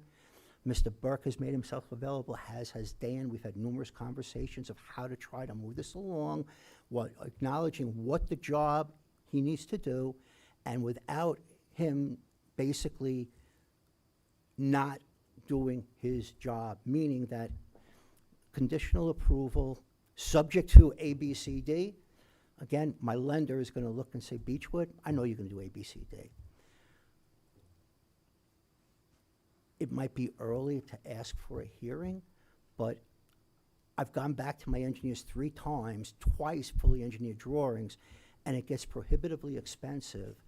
And at this point, all I'm asking for, I'm not asking for a decision from the board. I want to get the public input. And I want to now, I'm meeting with the sidewalk committee to go over that with one of the trustees. We're going to go through the architectural committee. In the covenants, it provides that I will go to the committee prior to building permit. If it wants to be site plan, I'm fine with that. I really appreciate you guys considering everything we said. To the extent you have questions, to the extent that you want to go over anything, I'm happy to do so. I don't know the framework, so I bought 15 copies of this. We could put it on the board if you want to see. It basically is just showing you the recent elevation. And again, you don't like the recent elevation, as we explained, okay, what don't you like? Let's make it work. What do you need, Rich, specifically to have, be comfortable enough to close the 77 I need a units? confirmation that I have Confirmation, 77 yeah. units, that my mix of 23 and 27, 23 townhouses, 27, and that the site plan is conceptually approved, subject to compliance with the village code and the recommendations of the planning department. You tell me if you want to hear from anybody. I could bring up Mr. O'Connor, who again has been at every one of our meetings. It's that important.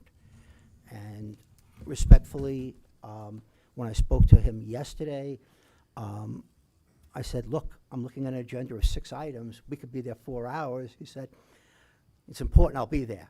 What's the latest I could come? I told him 6:45. I should have told him 7:30. So, again, I want to follow your guys' lead. You tell me where you want to go. Okay. The Board of Trustee, or change of zone stipulate the yield and Yes, why isn't that acceptable to your lender? because the staff report questions it in the language.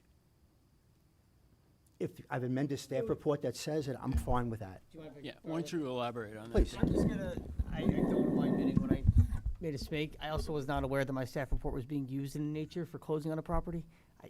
Yeah, It well, was, you I'll would- admit, it says no more. Okay. Well, I That's didn't know. feasible. That's No, feasible. I'm not, I didn't mean to It's not a defend. criticism. I know, I just, again, I apologize. No, you shouldn't. The language, Don't the way it's apologize. written, No. it says no more. Listen, you've been overworked too, so. we all- it's easy, that's an easy fix. We all it's- agree it's 77 units. It is at 77. I have the covenants in front of me as well. That's fine. It's set at 77, so I, It's part of your rezoning, Yeah, you have the 77. I'm with you. I have a bank attorney that looks at something. I sent the staff report to them because it's a public record, because they were dug it up themselves. They came back and questioned me. That's why I qualified it. To the extent that, based upon this conversation, Mr. Burke, if you could put it in a letter, as per or what have you, I don't need a resolution. Yeah. I just need something to 77, tell. we're good with 77. What I said is right. 77. or a revised site, staff report that doesn't I can fix it tomorrow and just say the number of units is So 77. the mix of the units, the 23 isn't that townhouses and stipulated 27? in the change of zone? The change of zone references the site plan, doesn't specifically say the mix. That's true. But the site plan Does is the set site plan forth. show? Yes. So that, Yeah, we have no. Understood, understood. Again, So Well, has it changed so we slightly with this? Not in a bad way, I'm just But- asking. but Yeah, just- it's the same number of villas and It same just number of. increased the Same- yes. compliance. Okay, that's, same number. What had happened was, the southwest corner, those 4 buildings were in 2 separate buildings. And the distance between those buildings was originally 25 feet. Then we made it 35 feet to comply with the zoning improvement.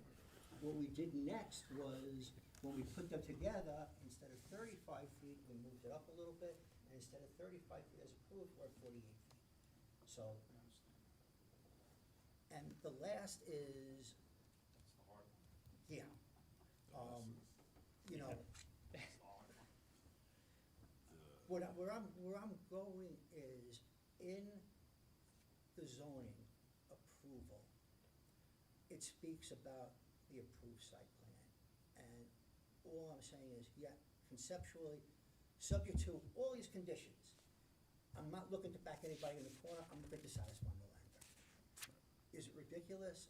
A little bit, but lender's counsel, I don't know how, we've all been there. I'm not comfortable with it. The last sentence, the last condition is what now? Conditional approval, subject, condition, Oh, sorry. I'm sorry, not conditional, conceptual approval. Not conditional, conceptual approval, Conceptual meaning The the layout? concept, as- yeah. As proposed, more or less? yeah. It's a conceptual approval of the site plan subject to conditions. That's what you're asking. Yeah. I don't see how we can do that. I really don't. I'm totally uncomfortable with it. Well, yeah. Not. I am. First of all, I understand it, and I'm not comfortable. yeah, I mean, you understand Thank you. the procedures of the board. We don't schedule a public hearing until we have a lot of the engineering drawings in, they're reviewed, and then we have the public hearing. Now, your request for public input prior to that, I mean, normally we'd say, well, we can't, it would be, first of all, we have to be consistent with what we do with all applications. We open ourselves to lawsuits by other developers who say, hey, yeah, I drew up my conceptual plan, why can't I get my, my public hearing, I'll have the drawings done in 2 weeks and we're out of here. But with all due So, respect, yeah. I don't mean to cut you off. With all due respect, the issue there is, again, I'm not asking for the public hearing to be closed. I'm I just know looking that. to get that input. I know, tried to get I the know. input from every person, and it's next to impossible to do it. So my attitude was, if we go and have the hearing, and the hearing's kept open, and it's just a question of that input, that's the request. I understand your situation. If I have 2 out of the 3, can I satisfy the lender? I don't know, I'll try. I'll do the best I can. Are you guys okay with the first 2 conditions? Yeah, yeah. As long as- I Yeah. think it's just a matter of modifying Okay. the staff report, and I don't know where you get the unit mix. It's, Yeah, set that's what? not so- it's on the plan. It's on the plan, yeah. But that's It's not. used in the parking calculations, so, That could be handled. yeah.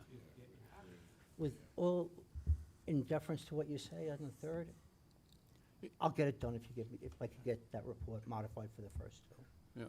I understand where you are, I appreciate it. So I can say the board's accepting of the mix of. Oh, if that's what the. Yeah, we have no Oh, objection, As proposed by the. we have no objection to the, On the changes on Approving application. the changes on. Yeah, Got it. We don't have an objection to it. right, It's there. right. And quite frankly, based on the Board of Trustees, which was a very, very significant change of zone for this village, we really have, as we all know, it's a very rare situation that we have changes of zone. There was very minimal One of my engineers just passed me a note. objections to the changes. of zone. Suggestion was moving off what I asked for, conceptual approval layout, or layout to be acceptable in concept. Again, I don't know if you're That comfortable or right there not. we're talking about. Yeah, That's usually like a post-meeting comment the board would issue if they. Was this this was the layout that was this layout accepted when the change of zone was in? the only change what at that point presented. was the southwest corner. It's changed. It was 2 separate, now That was- one was building. Was presented, and also that's what was presented to the zoning board. And was this Actually, less compliant than that, actually. well, the idea of asking for a public hearing and not closing it is interesting, because you can get some public input. The problem is, we say when we close a hearing, we allow 2 weeks for submitted comments. Somebody out of the blue could torpedo you by writing a comment whenever the hearing's closed, which is, when is Understood, six- understood. 6 months but from now? What we've all been through is the numerous rounds regarding the agencies. And the idea is, let me get everything together and submit it. I'm gonna comply. I'm not asking for the approval till I comply, but at least I could take that step instead of going back and forth, back and forth, back and forth, which is really what the problem is. Yeah. I'm just gonna throw this out there, because this has been done. DOT used to do this. Well, they still do this, I think, in their projects. They could have a public information center. It's not a hearing, and it's normally followed by a public hearing, but what it does is, it invites the public out to view the project. Usually they show drawings, and they show them around the room, write down your comments before you leave. They do say you can mail them in within 2 weeks after that. We could hold something like that. I mean, I have to talk to the village about, actually being able to do this, and I just came up with this now, so, that you could at least get a feeling on public input. I think that would be, That would be helpful. any That would be person who helpful. wants to go to a closing might say, okay, you got, no, I know when you went before the zoning board, you got mostly in favor, or one person maybe. I don't think there was anybody at the zoning. The only issue was historical. But, And then this the board might, decided this that. might be an option to, I entertain that with a second. My big thing is the lender. The I- other part is for me to move the application, and frankly, I love the idea. We'll fund it. I'm getting the input at that point. If we, if we could speak to council after it, or what have you, just leave it open and whatever, but that would be fun. I appreciate that. I don't know. Thank you. You guys think, I don't know if that does anything for him with his lender. I don't need that from my lender. I don't think that helps him. I'm trying to move my site plan along. It's two different issues. If I mixed it up, my apologies. He's looking for us to kind of, I don't know how to write the word, bless the site plan in advance. And it's, as we've been clear from the start, this is not necessarily for Beechwood, although I think most of us understand, we know Michael Dubbs, we know Beechwood, they do fantastic jobs all throughout the island. The concern basically is the gentleman standing over here, the St. Charles president in Catholic Health, we'd like to close because, St. Charles, being the entity they are in the village, is looking for the funds to continue their operations if possible. So that's the main concern here. You don't mind me Go ahead, speaking? Jim. There's- You want to sit down? Oh, you want- There's a number of programs at risk that we have pushed along, and we're now in a situation where we would have to consider closing some of them. And we had hoped that we would get this accomplished before the end of fiscal year 2025. And now that we've moved into 2026, it's really, so I've had a mandate from my board, that we either need to close this or we need to close the programs because they can't continue to carry them. So that's why I'm asking if there's any way we can get Rich what he needs so I can stop torturing the poor man. And, you've been wonderful. I've only met with you once, and you know how important St. Charles is to the community. And I don't want to see people lose their jobs, and I certainly don't want to see any of our programs close. So we're not asking because this is, money that we're going to be able to, put into a savings plan. We just need it, and so if there's a way that we can make it happen, and I understand that you guys have everybody has a boss to answer to, and, but if there's any way that we can do it without anybody having an ethical concern or a regulatory concern, I'm just asking you to please look at a 120-year institution that has been, the lifeblood of the village and continues to want to be a good partner. That's what we're asking for. As far as the site plan, would there be any benefit to, in Jim's letter, or village attorney's letter, a statement that says, based on the approval from the village board for the yield and the product, 23 and 27, the configuration as it was been presented, yeah, matches. Something to that. If he does it, Yeah. not us. Yeah, I'll do it. I have no problem. Fine. Yeah. Thank you. No, Thank you. and then Thank at you least very, very that- much. Yeah, no, because you've got a certain amount of stuff that's gonna fit on a certain size line, Right, right. And there's only so We're many. not changing it. Yeah, otherwise you're gonna Yeah. reduce your Right, yield, right, and, right. who's gonna do that? Building You're being previously logical. disturbed I know, area, I know. but not- I know, I get it. A confirmation that this conceptual plan matches the Right. change, what was The intent of the- contemplated when the change of zone was effectuated. Mhm. Yeah. that matches, and a letter from the village That attorney. that And we will- can that will reference the get me fact home. that you had the zoning board approval. I'll make it get me home. It's hard for us to do what you're asking. No, I appreciate it, and it's unique. I Listen, at the want end you of to the day, understand that. I really appreciate the consideration. Right, yeah. And I like the idea of the informational meeting just because it doesn't mean I'm going. Right. My engineers are no longer a taxi cab. Right, yeah, no, and they've done enough, you know, informational meetings, they know how to run it. Yeah. So it doesn't become bully pulpit for some knucklehead. We reached out to everybody, so Yeah. I'm welcoming it. I think we can have, how far away are we from having a site plan hearing for this thing? That's not that far. down the Another road, month, is it? really, if we get the, well, more than that. You'll have my plans in 2 Yeah, weeks. sorry, Dan.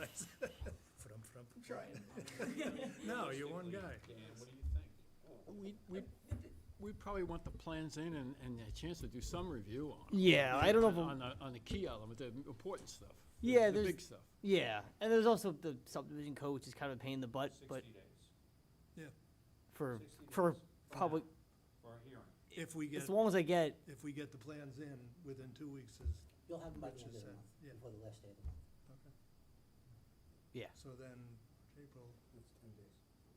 I'm looking at you. They've been Yeah. on it for 40, Yeah, they've been trying, working having on them do 6 months' work in 6 weeks. and pay her for 3.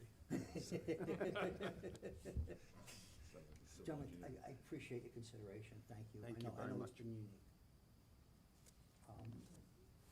If you'd like to hear from anybody, I know it's late, everybody's here, Anybody want to get up and speak? they'll gladly do it.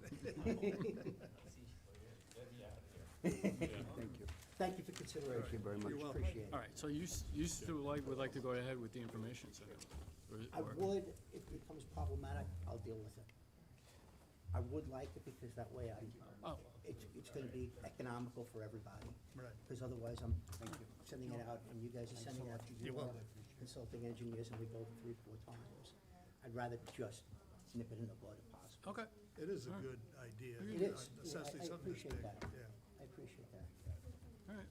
We'll see if we can set that up. I don't know, we don't have to do any formal, No, I mean, notice or anything? yeah, we just put it on the website. Yeah. Because this is not, It's not a Here, hearing. you tell it So to you the don't- local you don't paper have any too, notice for, for you No know, problem. yeah, Put in the local paper, it's good advertising for me. right, yeah. Thank you guys, Okay, appreciate it. all right. Thank you for your time. You want- positive thing for How did we end at 9:30? That was Right. gonna go till like 10:30. Right. Well, if we, yeah, never mind. Ray, do Oh, you motion want to adjourn? Thank you. I'll make a motion to adjourn. Bye-bye. I'll second. All in favor? Thank All right, you. we're out of here. Good night, gentlemen. Picked up a couple of gulps today.